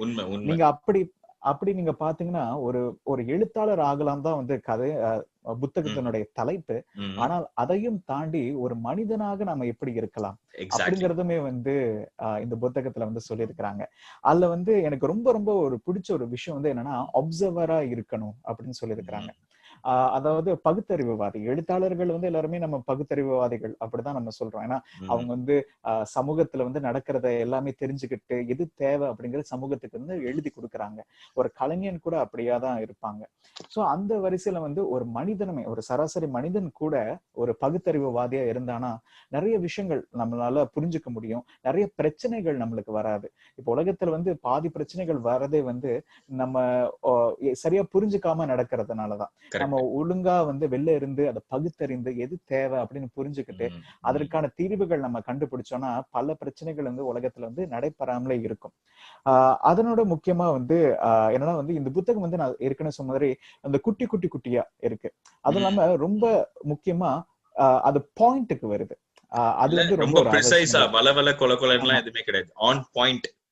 ஆமா, ஆன் பாயிண்ட் அது வருது. அதனால அது நிச்சயமா வந்து ஒரு ஏன்னா நம்ம நிறைய பேர் வந்து ரொம்ப பெருசா பெரிய ஒரு இன்ட்ரோடக்ஷன் கொடுப்பாங்க. அதுக்கப்புறம் வந்து அதுக்குள்ள வந்து நம்மள வந்து அவங்க கேரக்டர் டெவலப் பண்ணுவாங்க, அப்படிலாம் இருக்கும். ஆனா இது வந்து ஸ்ட்ரெயிட் டு த பாயிண்ட், இதுதான் நான் சொல்ல வரேன், இதுதான் கருத்து அப்படின்னு சொல்றது வந்து இப்பொழுது இருக்கக்கூடிய இளையர்களுக்கு வந்து நிச்சயமா கவரக்கூடிய ஒரு விஷயமாக தான் இது வந்து நிச்சயமா இருக்கும்.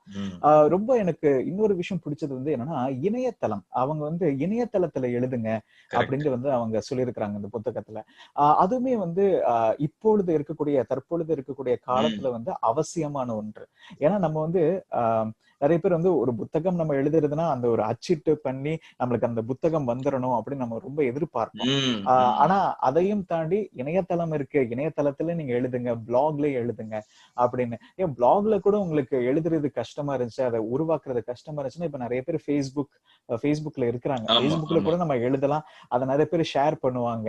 அப்படி கூட நம்ம வந்து ஒரு எழுத்தாளரா, ஒரு ஃபேஸ்புக் எழுத்தாளரா கூட நம்ம வந்து வரலாம்.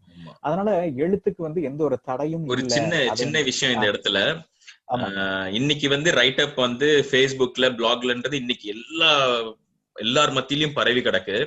ஆனா சௌந்தர் நாயகி மேம் வந்து இந்த புத்தகத்தை எழுதுனது கிட்டத்தட்ட 5-6 வருஷத்துக்கு முன்னாடி.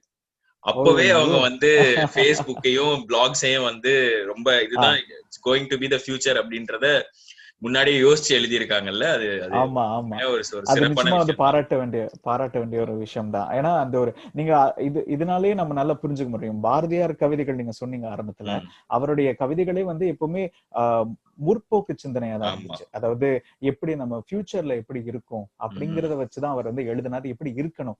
இப்ப நீங்க சொல்றத பாத்தீங்கன்னா ஆமா, அவங்க கூட வந்து அந்த மாதிரி முற்போக்கு சிந்தனை எழுத்தாளர்கள் வந்து ரொம்ப அவசியம் நம்மளுடைய உலகத்துல. ஏன்னா அப்பதான் வந்து உலகத்துல நம்ம வந்து எனக்கு வந்து ஒரு வாக்கியம் வந்து எப்பவுமே பிடிக்கும். நம்ம வந்து எப்பவுமே வந்து ஒரு விஷயத்துக்கு போனோம்னா the future belongs to us. நம்ம we have to be part of the future. நம்ம எதிர்காலத்துல நம்ம இருக்கணும். நம்ம வந்து தற்பொழுது இருக்கிறத விட எதிர்காலத்துல நம்ம இருக்கும் பொழுதுதான் நம்ம வந்து புதிய விஷயங்களை கத்துக்கலாம், நம்ம வந்து நம்மளை வந்து மேம்படுத்திக் கொள்ளலாம். அதனால ரொம்ப அழகா சொல்றீங்க. ஆமா, அதனால அது வந்து ரொம்ப ஒரு முக்கியமான ஒரு விஷயம். அது பிறகு வந்து இன்னொரு விஷயம் விஷயம் அவங்க வந்து சொல்லியிருந்தாங்க. அதாவது ஒரு எழுத்தாளர் வந்து எழுதும் போது எப்படி வந்து சுவாரஸ்யமா நம்ம எழுதலாம் அப்படின்னா வந்து கேள்விகள் கேட்கணும். இப்ப நம்ம வந்து விக்ரம் வேதாளம் கதை, அது வந்து எல்லாருக்குமே தெரிந்த ஒரு கதை. அந்த கதையிலே வந்து அது இத்தனைக்கும் ஒரு கேள்வி பதில் அங்கமாக தான் இருந்தது. அந்த ஒரு கதையே வந்து அந்த வடிவமே அப்படிதான். அந்த மாதிரி கேள்வி பதிலா இருக்கும் பொழுது நம்மளுக்கே வந்து சுவாரஸ்யமா இருக்கும். இந்த கேள்விக்கு என்ன பதில்? இப்போ அந்த கேள்வியை நம்ம அப்படிதான் உலகத்துல வந்து சினிமாக்கள் எல்லா சினிமாவுமே வந்து ஒரு கேள்வி பதிலாக தான் இருக்கிறது. அதாவது ஒரு விஷயம் நடக்குது, அதன் பிறகு அந்த ஹீரோ அவன் என்ன பண்ணுவான், அதுதான் வந்து ஒரு கேள்வி. அது வந்து ஆங்கிலத்துல சொல்லணும்னா ஒரு செயின் ஆஃப் ரியாக்ஷன் மாதிரி, தொடக்கம்.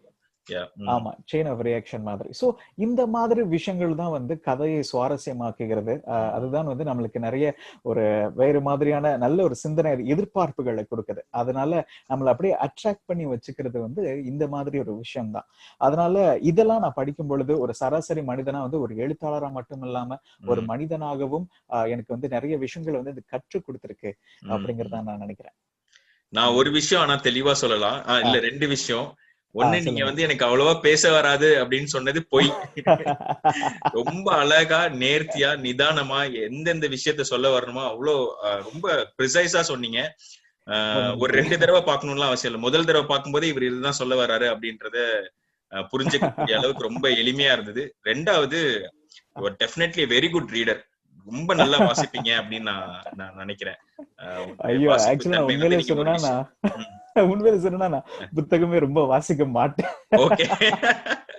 ஆனா நல்லா அப்சர்வ் பண்ணுவீங்களோ, அப்ப ஒரு குட் அப்சர்வரா இருப்பீங்கன்னு நினைக்கிறேன் நானு. ஆமா, எனக்கு எப்பவுமே ஒரு விஷயம் நடக்கும்போது வாழ்க்கையில கூட வந்து நிறைய பிரச்சனைகள் நடக்கும் எனக்கு. அப்ப பிரச்சனை நடக்கும் போது அந்த பிரச்சனையில வந்து ஏன் ஒரு விஷயம் நடந்தது அப்படின்ட்டு நான் யோசிக்க ஆரம்பிப்பேனே தவிர ஐயோ நடந்துருச்சே அப்படின்ட்டு நான் முடங்கி போக மாட்டேன். சோ என்னை பொறுத்த வரைக்கும் அது வந்து ஒரு எனக்குள்ளே ஒரு பதிந்த ஒரு விஷயம் அப்படின்னு நினைக்கிறேன். அதனாலேதான் வந்து என்னால சில விஷயங்கள் புரிந்து கொள்ள முடியுது. சில ஒரு விஷயங்கள் வந்து உலகத்துல நடந்தா கூட இதன் காரணமாக தான் நடக்குது அப்படின்ட்டு எனக்கு கூட ஒரு புரிந்து கொள்ளும் ஒரு தன்மை இருக்கு அப்படின்னு நினைக்கிறேன். அது ஆமா. சோ அதனால எனக்குள்ளே அந்த ஒரு பகுத்தறிவு இருக்கு. அது தெரியுது, அது உங்களோட பேச்சுல தெரியுது. ஒரு புத்தகத்தை வாசிச்சுட்டு அந்த புத்தகத்தை லேயரா எவ்வளவு அழகா நீங்க வந்து அதை பிரிச்சு பேச முடியுமோ அவ்வளவு அழகா பேசுனீங்க. சோ கண்டிப்பா நீங்க வந்து நிறைய நிகழ்ச்சிகள்ல பேச ஆரம்பிக்கணும் அப்படின்றது ஒரு பர்சனல் சஜஷன். ஆமா, நிச்சயமா நேரம் கிடைத்தால் நிச்சயமா பண்ணலாம். நிச்சயமா. சூப்பர். நீங்க இந்த புத்தக வெளியீட்டு விழால உங்களுடைய நேரத்தை ஒதுக்கி எங்களுக்காக ரொம்ப அழகா எல்லா விஷயத்தையும் ரொம்ப பக்குவமா நீங்க வந்து புரிய வச்சு, அது ஒரு எஸ்பெஷலி ஒரு காமன் மேனோட பாயிண்ட் ஆஃப் வியூன்னு சொல்லும் போது அது இன்னுமே ஆழமா இருந்தது அப்படின்னு சொல்லலாம். அதுக்கு எங்களோட மனதார நாங்க நன்றிகளை தெரிவிச்சுக்கிறோம். இல்ல, நிச்சயமா வாய்ப்பு கிடைத்ததுக்கு ரொம்ப நன்றி. அவங்க வந்து என்னை அழைத்து எனக்கு வந்து இந்த வாய்ப்பு அளித்ததுக்கு வந்து ரொம்ப ரொம்ப நன்றி நான் வந்து சொல்லிக்கணும் சௌந்தரநாயகி அம்மாவுக்கு.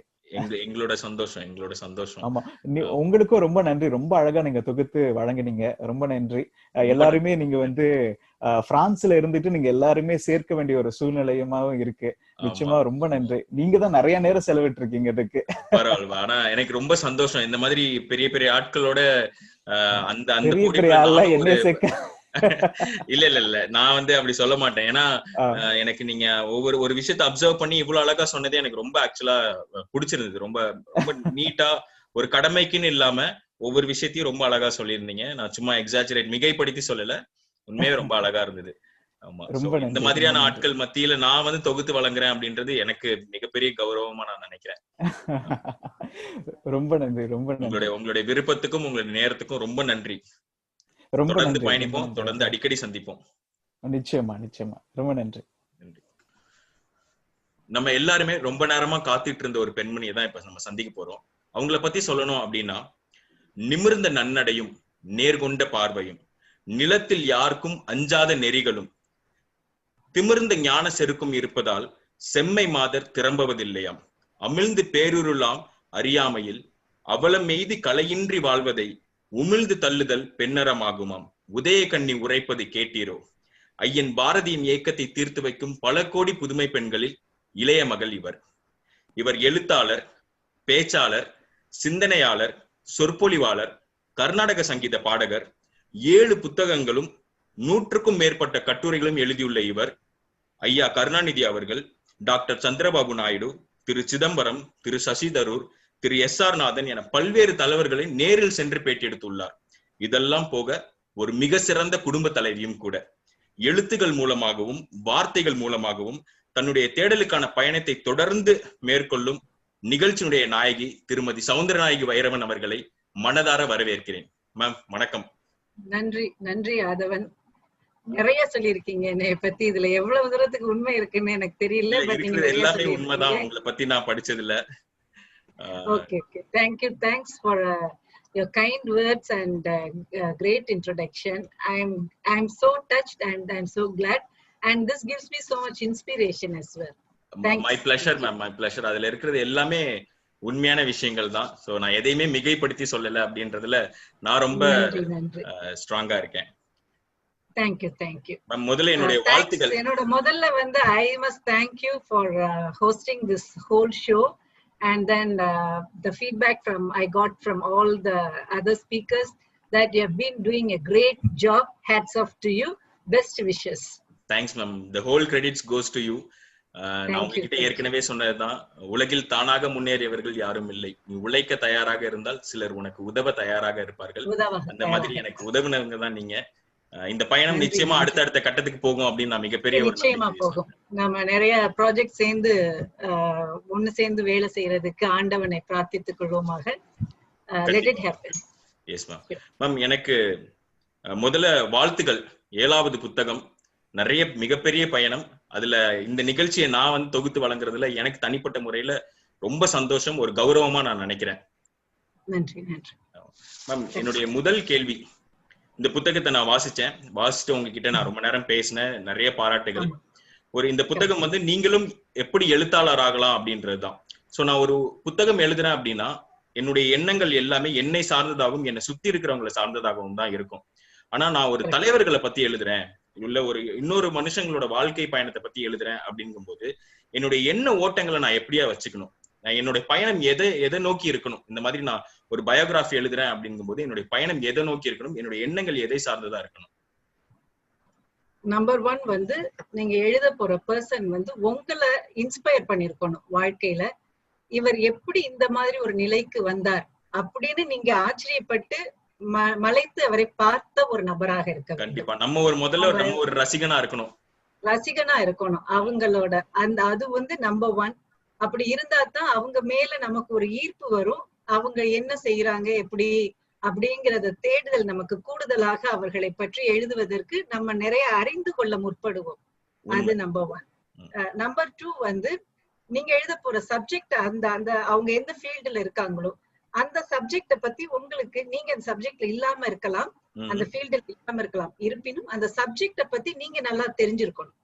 இது ரெண்டும் வந்து ரொம்ப முக்கியமான ஒன்று. Okay okay. நம்பர் 3 வந்து அந்த பயோகிராஃபருக்கு உங்க மேல எவ்வளவு நம்பிக்கை இருக்கு, இது வந்து முக்கியமான ஒன்று. அவருக்கு உங்க மேல நம்பிக்கை இருந்தால் மட்டும்தான் அவங்க வந்து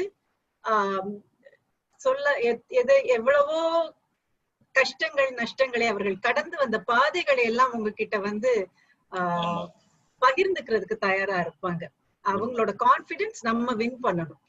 இது 3 தான் கீ. அது பொதுவான ஒரு கருத்து இருக்கும். அவங்க பார்வையில இருந்து நீங்க பாருங்க அப்படின்னு சொல்லுவாங்க பயோகிராஃபி எழுதையில.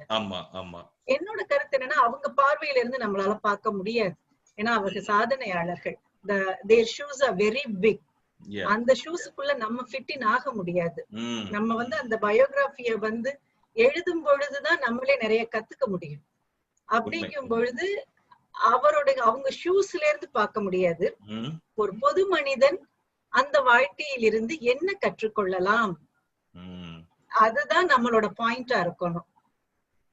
அதுல இருந்து ஆரம்பிச்சு அப்புறம் ஒரு ஸ்ட்ரக்சர் வந்து நார்மலா இருக்கும். அவங்களோட இளமை பருவம் எப்படி இருந்தது, அது வந்து இந்த துறைக்கு ஒரு பாடகரா இருந்தா எப்பொழுது அவங்க அந்த பாட்டு திறமை அவங்களுக்குள் கண்டுபிடிக்கப்பட்டது, அத அவங்க எப்படி வளர்த்துட்டாங்க. இது வந்து ஒரு normal structure that Google search பண்ணாவே நமக்கு அது தெரியும். இந்த ஸ்ட்ரக்சரை வச்சுக்கிட்டு அதுக்கப்புறமாட்டி இந்த அடிப்படையான நான் சொன்ன இந்த அடிப்படையான கூறுகள் நம்மிடம் இருந்தால் அப்புறம் அந்த பயோகிராஃபிய வந்து அழகா நம்ம எழுதி கொண்டு போய் மக்களுக்கு ஒரு அறிவுரை சொல்லும்படி கொண்டு சேர்க்க முடியும். அதே மாதிரி அவங்களை சார்ந்த நண்பர்கள் உறவினர்களை சந்திச்சு அவங்க கிட்ட இருந்து கிடைக்கக்கூடிய விஷயங்களையும் சேகரிக்கிறது அப்படின்றது அதுவும் ஒரு ஆஸ்பெக்ட் ஆஃப் இட். அவங்களோட நம்மளோட இளமை பருவம் அவங்கள பத்தி கேட்கும் பொழுது ஃபேக்ட்ஸ் எழுதணும், அப்புறம் இன்டர்வியூஸ் எழுதணும். இன்டர்வியூஸ் வந்து அப்புறம் கோட்ஸ் வந்து நம்மளோட பெரிய பெரிய ஆத்தர்ஸ் இருந்து உள்ள கோட்ஸ் எடுத்து இந்த கோட்டுக்கு அவங்களோட வாழ்க்கை வந்து எவ்வளவு தூரத்துக்கு ஃபிட் இன் ஆகுது, அது ஒரு எக்ஸாம்பிளோட அந்த ஒரு கோட்டோட. If there is a will there is a wayங்கிறது ஒரு நார்மலான நமக்கு தெரிஞ்ச ஒரு ப்ராவர்ப்.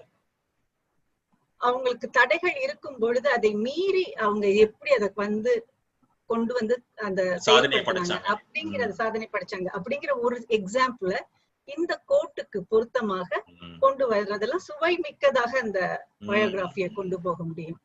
இன்டர்வியூஸ் வந்து இட் இஸ் இன்டிஸ்பென்சிபிள்.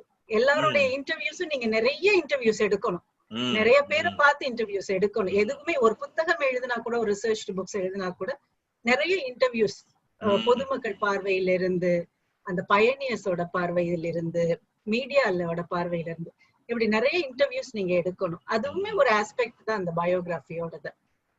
ஓகே, அதாவது இன்னொருத்தவங்களோட வாழ்க்கை பயணமா இருந்தாலும் அந்த புத்தகத்தை வாசிக்கும் போது வாசகர்கள் வந்து அந்த புத்தகத்துல இருக்கிற கண்டென்ட்டோட அப்படியே அவங்களோட பயணத்தை தொடரணும், அந்த மாதிரி இருக்கு. தொடரணும். ஆமா ஆமா, அவங்க வந்து அது அவங்கள கையை பிடிச்சு நம்ம கூட்டிட்டு போகணும். ஒரு திருவாரூரில் பிறந்தார் அந்த அப்படிங்கும் பொழுது அந்த திருவாரூர்ல பிறக்கும் பொழுது என்ன சூழலில் அவர் பிறந்தார், இந்த இது முதல்ல ஆரம்பத்திலே கொண்டு வந்தாதான் இன்னைக்கு அவங்க ஒரு சிங்கப்பூர்லயோ ஒரு சென்னையிலயோ ஒரு டெல்லியிலயோ ஒரு மினிஸ்ட்ரியிலயோ எங்கேயோ அவங்க இருக்காங்க அப்படின்னா அது எப்படி ஒரு ஆரம்பமாக இருந்து இந்த பாதைகளை கடந்து இந்த நிலைக்கு அவர் வந்திருக்கிறார். அப்ப அந்த சூழல் வந்து நம்ம ரொம்ப முக்கியம். நான் என்ன நினைக்கிறேன்னா அந்த திருவாரூருக்கே போய் நம்ம பார்க்கணும். அவர் பிறந்த ஊர் திருவாரூரா இருந்தா அங்க அந்த யாரு இருக்காங்களோ அந்த திருவாரூர்லயே போய் பார்த்தா நிச்சயமா ஏதோ ஒண்ணு இருக்கும், அங்க அவங்களோட சம்பந்தப்பட்டது இன்னும் இருக்கும். அதை பார்த்து அதுல இருந்து ஆரம்பித்து ஒரு நாள் 2 நாள் அவர்களோட பயணம் பொழுது அவர்களோடு கழித்து இந்த மாதிரி எல்லாம் செஞ்சாதான் அதோட உண்மையான வெளிப்பாடு அந்த புத்தகத்தோட பயோகிராஃபிக்கு வரும். அந்த உண்மையான தன்மைக்கு நம்ம ஜஸ்டிஃபை பண்ண மாதிரி இருக்கும். ஜஸ்டிஃபை பண்ண மாதிரி இருக்கும். Correct ma'am. அடுத்த கேள்வி, உலகத்தினுடைய மிக சிறந்த தலைவர்கள் ஆரம்பிக்கணும்னா நம்ம கலைஞர் ஐயா அவர்கள், கலைஞர் கருணாநிதி ஐயா அவர்கள், அப்புறம் mister Barack Obama, mister Martin Luther King, அப்புறம் mister Lee Kuan Yew sir, and then புரட்சியாளர் அம்பேத்கர், இவங்க எல்லாருமே மிக சிறந்த எழுத்தாளர்களா இருந்திருக்காங்க. உங்களோட பார்வையில எழுத்து ஒருவரை எந்த அளவுக்கு தலைவரா கொண்டு போக முடியும் அப்படின்னு நீங்க நினைக்கிறீங்க? Pen is mightier than sword. இதேதான் இவங்களும் சொன்னாங்க. மிஸ்டர் இர்ஷாத் அவங்களும் இதேதான் சொன்னாங்க. பேனா முனை கத்தி முனையை விட கூர்மையானது அப்படிங்கிறது வந்து மிக மிக உண்மையான ஒன்று. நம்ம பொதுவா பார்த்தோம்னா பெரிய லீடர்ஸ் எல்லாரையும் நம்ம பொதுவா பார்த்தோம்னா எய்தர் லாயர்ஸா இருப்பாங்க இல்லாட்டி ஜேர்னலிஸ்டா இருப்பாங்க. இந்த 2 துறையிலிருந்து வருபவர்கள் தான் வந்து பேசக்கூடிய தலைவர்கள், காலம் கடந்து நிற்கக்கூடிய தலைவர்கள். அப்படின்னா இந்த 2 ஃபீல்டுல இருந்து வந்தவங்களை பாத்தீங்கன்னா தான் இந்த 2 ஃபீல்டுமே பாத்தீங்கன்னா சமூகத்தோட இணைக்கக்கூடிய ஒன்று. சமூகத்தில் எழுப்பப்படும் அவலங்கள், சமூகத்தில் எழுப்பப்படும் பிரச்சனைகள், இவற்றை அவர்கள் ஏதோ எழுத்து மூலம் அவர்களுடைய ஆதங்கத்தை வெளிப்படுத்துவார்கள். ஒரு வக்கீலா இருக்கவங்க அதுக்கு ஒரு தீர்வு காண்பதற்கு அவங்க வழிவகுப்பாங்க. ஆக இது 2மே வந்து சமுதாயத்தை சார்ந்து பயணிக்க வேண்டிய 2 துறைகள். மத்த எல்லா துறைகளுமே வந்து நோபடி இஸ் இண்டிபெண்டன்ட். நம்ம 4 சுவத்துக்குள்ள இருந்து செய்யற தொழில் எதுவுமே இல்லை. இருப்பினும் இந்த 2 தொழில்களும் மிகவும் அதிகமாக சமுதாயத்தை சார்ந்து இருக்கக்கூடிய தொழில்கள். மக்களோட பயணம் பண்ணக்கூடிய வாய்ப்புகளும் அவங்களுக்காக குரல் எழுப்பக்கூடிய வாய்ப்புகளும் அவங்களுக்கு நிறைய வாய்ப்புகளும் இருக்கக்கூடியது. ஆமா, இது என்னன்னா அந்த மக்களுடைய பல்ஸ நம்ம புரிஞ்சுக்கணும். பல்ஸ புரிஞ்சிட்டு அவங்களோட உணர்வுகளுக்கும் உணர்ச்சிகளுக்கும் எமோஷன்ஸுக்கு மதிப்பு கொடுத்து இருந்தால்தான் நீங்க சிறந்த எழுத்தாளர், சிறந்த வக்கீல் அப்படி ஆக முடியும். அப்ப அப்படி நம்ம மக்களோடயே பயணிக்க நேரும் பொழுது ஆட்டோமேட்டிக்கா உங்களுக்கு வந்து அந்த தலைவருக்கான நெளிவு சுழிவுகள் கற்றுக்கொண்டால் தலைவராவது எளிது. அதுதான் நான் நினைக்கிறேன். மிகவும் அதிகமாக சமூகத்தையே சார்ந்து இருக்கக்கூடிய தொழில்கள் இது 2மே. எனக்கு ஒரு சின்ன விஷயம் இதுல ஸ்ட்ரைக் ஆகுது. நம்மளுடைய புத்தகம் நீங்களும் எழுத்தாளர் ஆகலாம்ல, முதல் பக்கத்துல இருந்து கடைசி பக்கம் வரையும் அந்த சமுதாய உணர்வு இருக்கணும் அப்படின்றது ரொம்ப தெளிவா அடிக்கோடிட்டு எழுதியிருக்கீங்க. சோ நாளை பின்ன ஒரு தலைவரா ஆக வரணும் அப்படின்னு இன்னைக்கு சமுதாயத்துல யாரும் விருப்பப்படுறாங்க அப்படின்னா அவங்க கிட்ட கண்டிப்பா நீங்களும் எழுத்தாளர் ஆகலாம். புத்தகத்தை கொடுத்து ஒரு எழுத்தாளனாக மட்டும் இல்லாம ஒரு தலைவனாகவும் எப்படி ஆகுறது அப்படின்றதுக்கான நிறைய எக்ஸாம்பிள் இந்த புத்தகத்துல எழுத்தாக நம்ம எழுதுறோம் அப்படின்னா ஏன் நம்ம எழுத தூண்டுது, நம்ம எப்படி எழுத தூண்டும், எது எழுத தூண்டும் அப்படின்னா நம்மளுக்கு சுத்தி நடக்கக்கூடியதுக்கு நம்மளால ஒரு தீர்வு காண முடியாமல் இருக்கலாம். அத நம்ம ஏன் ஒரு எழுத்து வடிவில் அதை கொண்டு வந்து என்னோட ஆதங்கத்தை ஒரு 4 பேர் வாசிக்கட்டும், அதுல ஏதாவது நடக்குதான்னு பாக்குறேன் அப்படிங்கிற ஒரு உத்வேகத்துலதான் எழுத்தாளர் ஆவாங்க. பொதுவா எதையாவது எழுதுவது, ஒரு சினிமா விமர்சனமே வச்சுக்கோங்களேன், அதுல உள்ள நடந்த ஜோக்ஸையும் சொல்லுவாங்க, அதுல நடக்கக்கூடிய பல விஷயங்களையும் சொல்லும் பொழுது நிச்சயமாக அதுல ஒரு சமுதாய பார்வை நிச்சயமா அதுல வெளிப்படத்தான் செய்யும். கண்டிப்பா அது கதையா இருந்தாலும் சரி, ஒரு கவிதையா இருந்தாலும் சரி, எல்லா எழுத்துக்களுமே ஒரு சமுதாயத்தை பார்வையோட தான் இருக்க முடியும். இருந்துதான் நானே எழுதுறது என்னைய பத்தி, நான் இன்னைக்கு காலையில எழுந்திருச்சேன், குளிச்சேன், நான் வந்து கோயிலுக்கு போனேன்னா யாரு, உங்களுக்கு அது தேவையில்லாத விஷயம். ஆமா ஆமா, இதை யார் வாசிக்க போறா? தனிப்பட்ட முறை அது தேவையில்லாத விஷயம். நான் இப்ப வந்து இங்க சிங்கப்பூர்ல இந்த மாதிரி COVID-19 சிச்சுவேஷனை ரொம்ப கண்ட்ரோல்ல கொண்டு வந்துட்டாங்க அப்படின்னு நான் எழுதினேன்னா பிரான்ஸ்ல இருக்க நீங்க யோசிச்சு பாப்பீங்க எப்படி அது கொண்டு வர முடிஞ்சது, ஏன் மத்த நாடுகள்ல லாக்டவுன் இருக்கு, என்ன காரணம் அப்படின்னு நீங்க அதை யோசிப்பீங்க. ஆக பொதுவான ஒன்றை எழுதினாத்தான் அது மற்றவர்களுக்கு அது வந்து அது விருப்பப்பட்டு வாசிக்க கூடியதாக இருக்கும். அதான் தனிப்பட்ட முறையில இருக்கிறத வந்து என் கணவருக்கோ என் மகனுக்கோ மகளுக்கோ இது முக்கியமான ஒன்று, நான் இன்னைக்கு எந்திரிச்சேன் குளிச்சேன் அப்படிங்கிறது அவங்களுக்கு முக்கியமான ஒன்று, சமுதாயத்துக்கு அது தேவையில்லாத ஒன்று.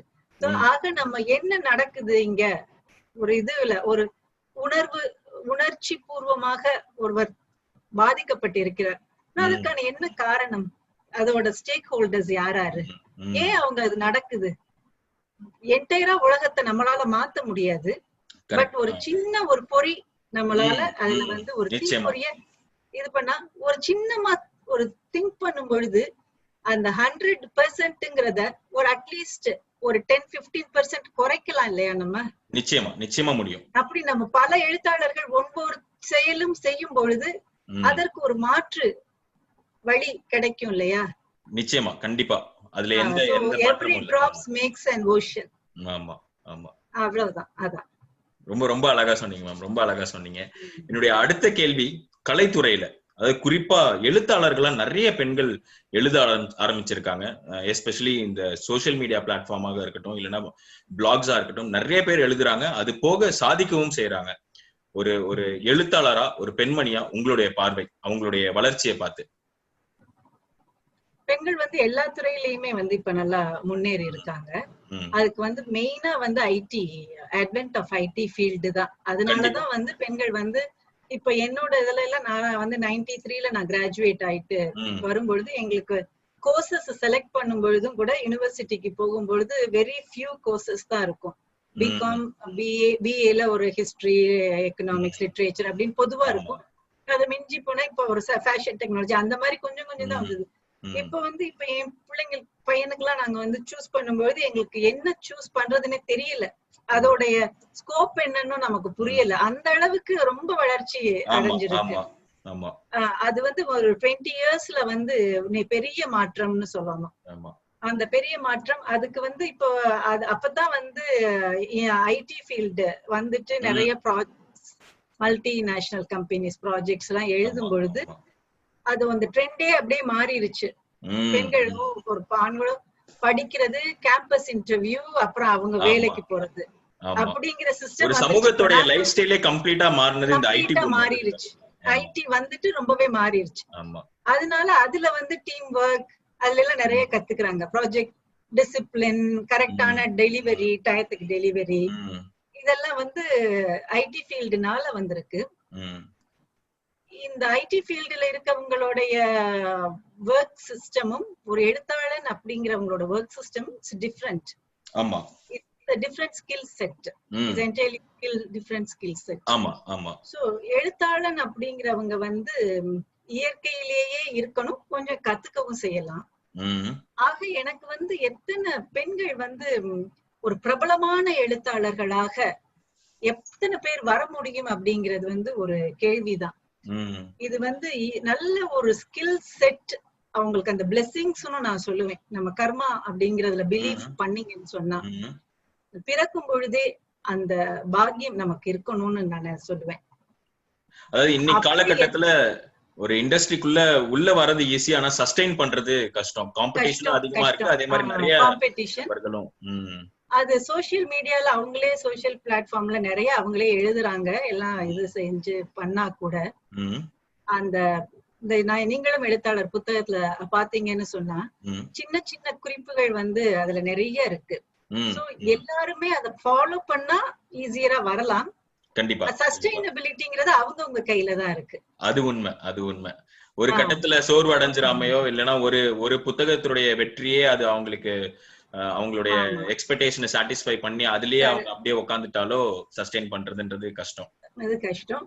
இது வந்து ஒரு ஊற்று போல, அந்த இமேஜினேஷன்ங்கிறது உங்களுக்கு ஒரு ஊற்று போல வந்துகிட்டே இருக்கும். ஆமா ஆமா. அது வந்துகிட்டே இருக்கும் பொழுதுதான் நீங்க வந்து தொடர்ந்து அதை எழுதிட்டே இருக்க முடியும்.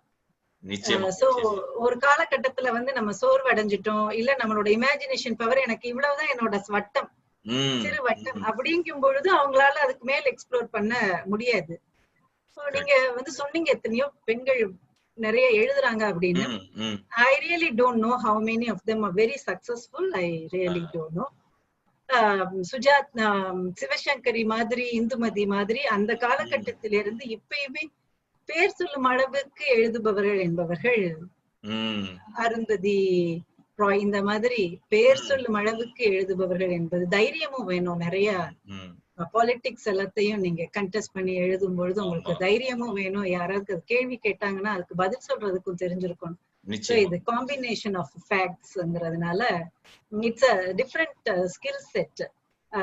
So it's bit difficult to say how many are doing, how many are very successful.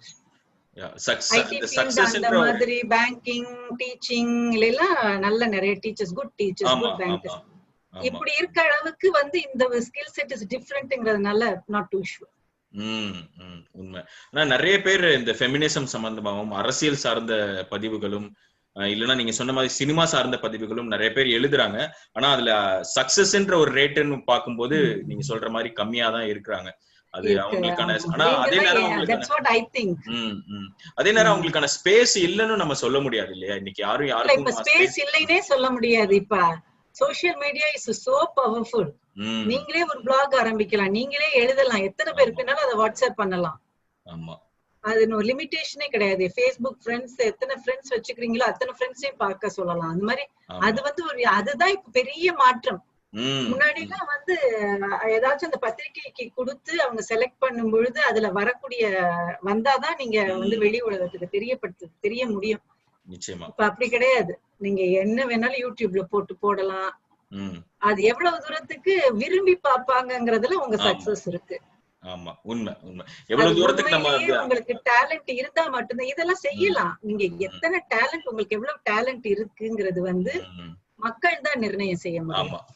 அது வந்து மக்களுக்கு விருப்பமான விஷயங்களை கொடுக்கறதுலதான் இருக்கு. கொடுக்கணும்.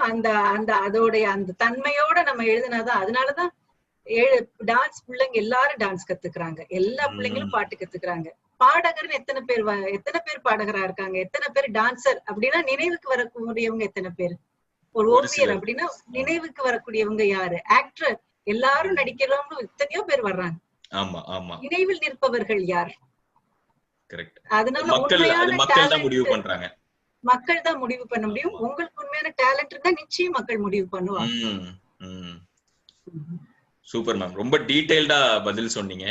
என்னுடைய அடுத்த கேள்வி ஒரு சுவாரஸ்யமான கேள்வின்னு கூட வச்சுக்கலாம். நீங்களும் ஒரு கௌரவமான ஒரு பாரம்பரியமான குடும்பத்திலிருந்து வரீங்க. இந்த மாதிரியான சில விஷயங்கள் ஆரம்பிக்கும் போது ஆரம்ப காலகட்டத்துல உங்களுக்கும் சில தடைகள்லாம் இருந்திருக்கும். ஆனா அதெல்லாம் மீறி இன்னைக்கு 7வது புத்தகத்தினுடைய வெளியீடு, 100க்கும் மேற்பட்ட கட்டுரைகள், மிகப்பெரிய தலைவர்களோட நேர்ல வந்து சந்திச்சு பேட்டி எடுத்திருக்கீங்க. அது போக இணையதளம்ல பல விஷயங்கள், சமுதாயத்துல பல விஷயங்கள் தொடர்ந்து செஞ்சுக்கிட்டே இருக்கீங்க. ஒரு மாலை நேரத்துல வீட்டுல உட்காந்துட்டு அப்படி கொஞ்சம் திரும்பி பார்த்தா வாழ்க்கை எவ்வளவு சவாலானதாகவும் எவ்வளவு அழகானதாகவும் இருக்குன்னு நினைக்கிறீங்க? இது பாரம்பரியமிக்க குடும்பம் அப்படின்னு நீங்க சொன்னீங்க இல்லையா? அந்த பாரம்பரியமிக்க குடும்பம் வந்து அது வந்து நிறைய உதவியதுன்னு தான் நான் சொல்லுவேன். திரும்பி பார்க்கும் பொழுது அது வந்து பிரஷர் இல்லைங்களா? பிரஷர் இருந்ததா? நம்ம பிரஷர் வந்து கணவர் தான் நமக்கு மெயின்.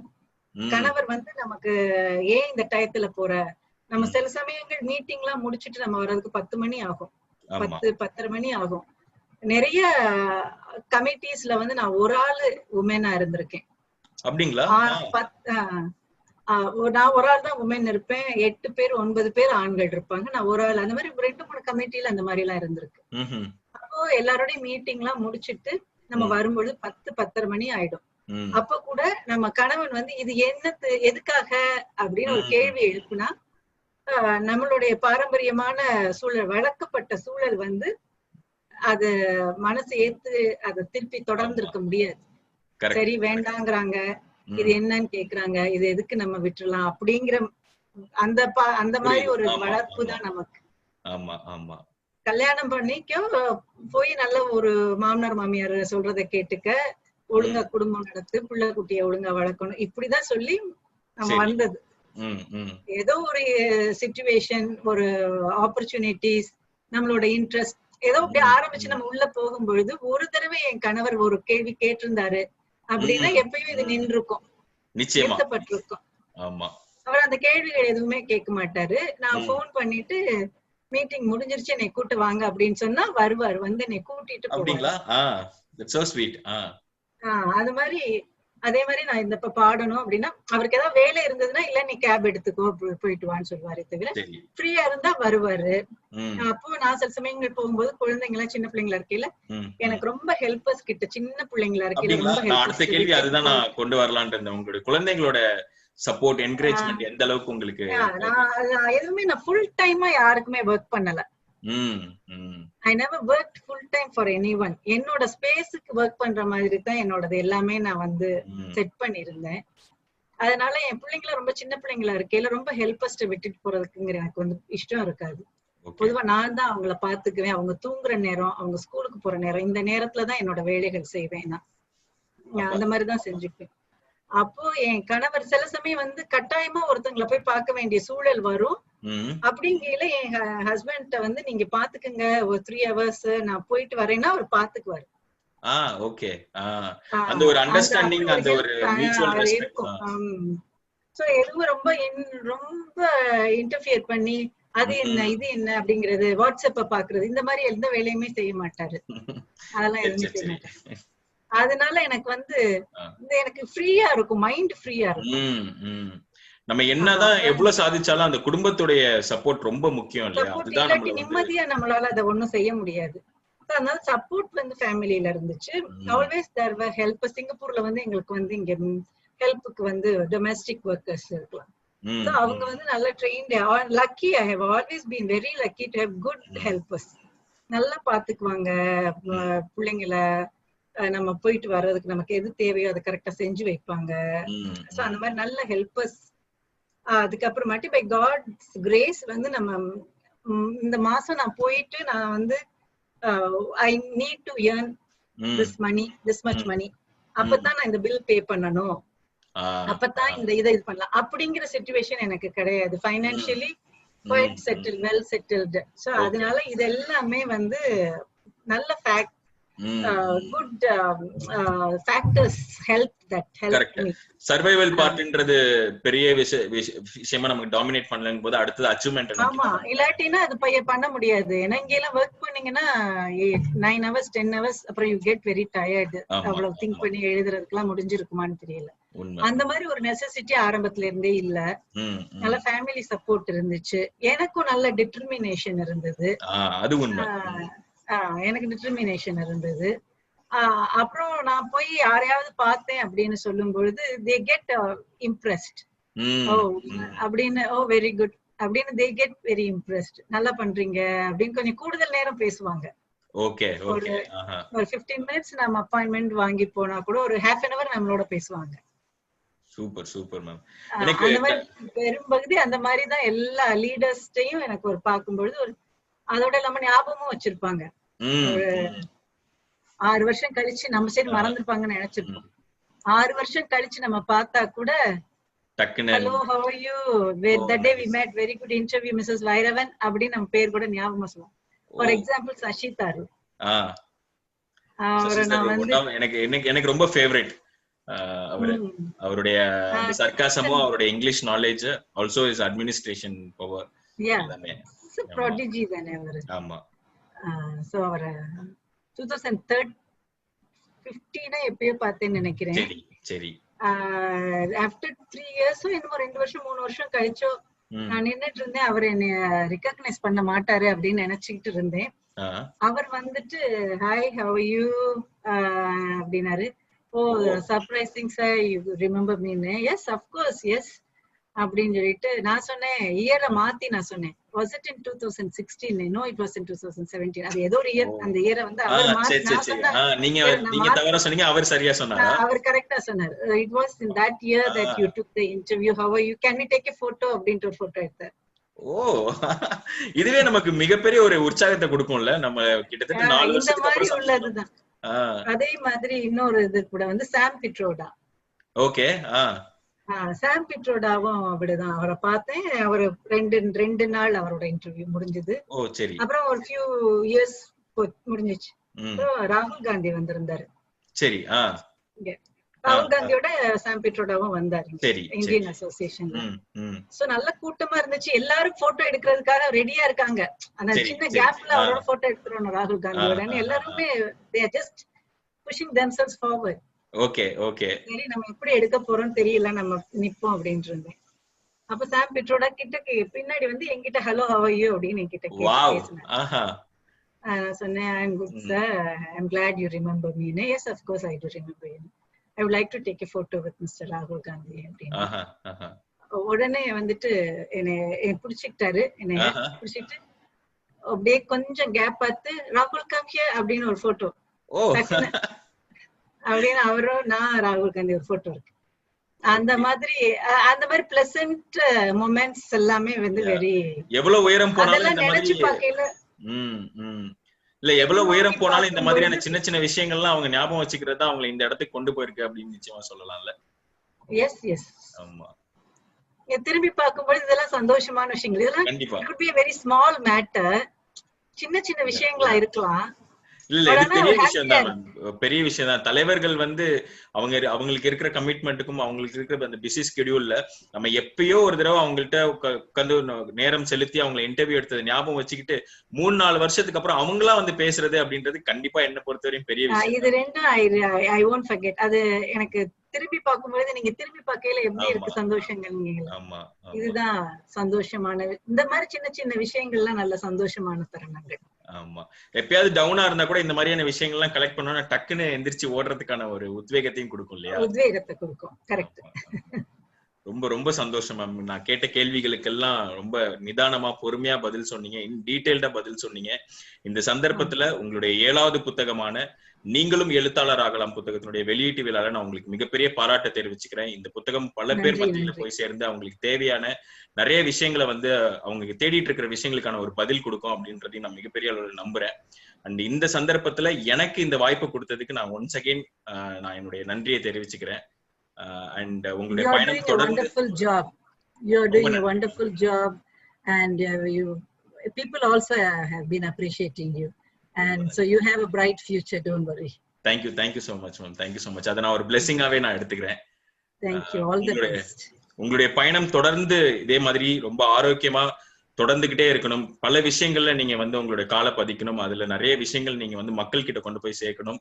அதுல எல்லா விஷயங்களுக்குமான நிகழ்ச்சி தொகுப்பாளரா நான் இருக்கணும் அப்படின்றதையும் நான் சொல்லிக்கிறேன். உங்களுடைய நேரத்திற்காகவும் விருப்பத்துக்காகவும் ரொம்ப நன்றி மேம். இத பல பேர் இந்த புத்தகத்தை படிச்சு உங்களுக்கான ஃபீட்பேக் கொடுப்பாங்க அப்படின்னு நான் நம்புறேன். And at the same time இந்த நேரத்துல நிச்சயமா இருக்கும். நான் அந்த புத்தகத்தை படிச்சு நான் சொல்றேன், அந்த புத்தகம் வந்து ஒரு எழுத்தாளரா மட்டும் இல்லாம ஒரு தனிமனித ஒழுக்கம், சமுதாய பார்வைன்னு பல விஷயங்களை வந்து அதுல வந்து ரொம்ப வளவலன்லாம் இல்லாம ஆன் பாயிண்ட்ல எழுதியிருக்கீங்க. படிக்கும்போது இவங்க அனிதா தேவி அவங்க கிட்ட பேசும்போது கூட சொன்னாங்க, நான் படிக்க உட்கார்ந்தா ஆனா சரசரன்னு போக ஆரம்பிச்சிருச்சு, அவ்வளவு நல்லா இருந்தது விஷயங்கள் எல்லாம். சிம்பிள் லாங்குவேஜ்ல தான் எழுதியிருக்கேன். ஆமா ரொம்ப சிம்பிளா இருந்தது. நிறைய பேர்கிட்ட இது கொண்டு போய் சேரும் அப்படின்னு நான் நம்புறேன். அண்ட் உங்களுடைய பயணம் தொடர்ந்து மேற்கொள்ள நான் உங்களுக்கு வாழ்த்துக்கள் சொல்லிக்கிறேன் மேம்.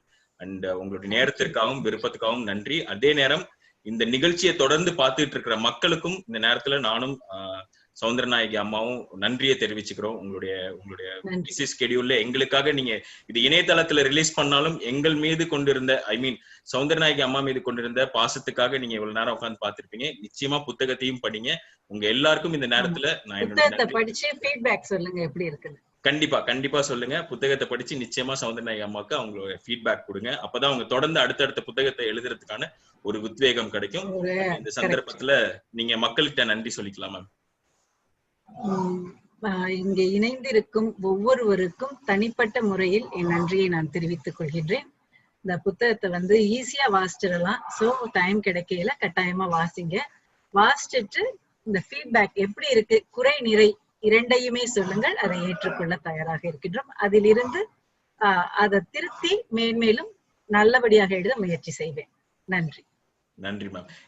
மக்கள் எல்லாருக்குமே ரொம்ப நன்றி, உங்களுடைய நேரத்திற்காகவும் விருப்பத்திற்காகவும். Okay, thanks Aadhavan. Thanks. Thank you so much. Thank you. Bye.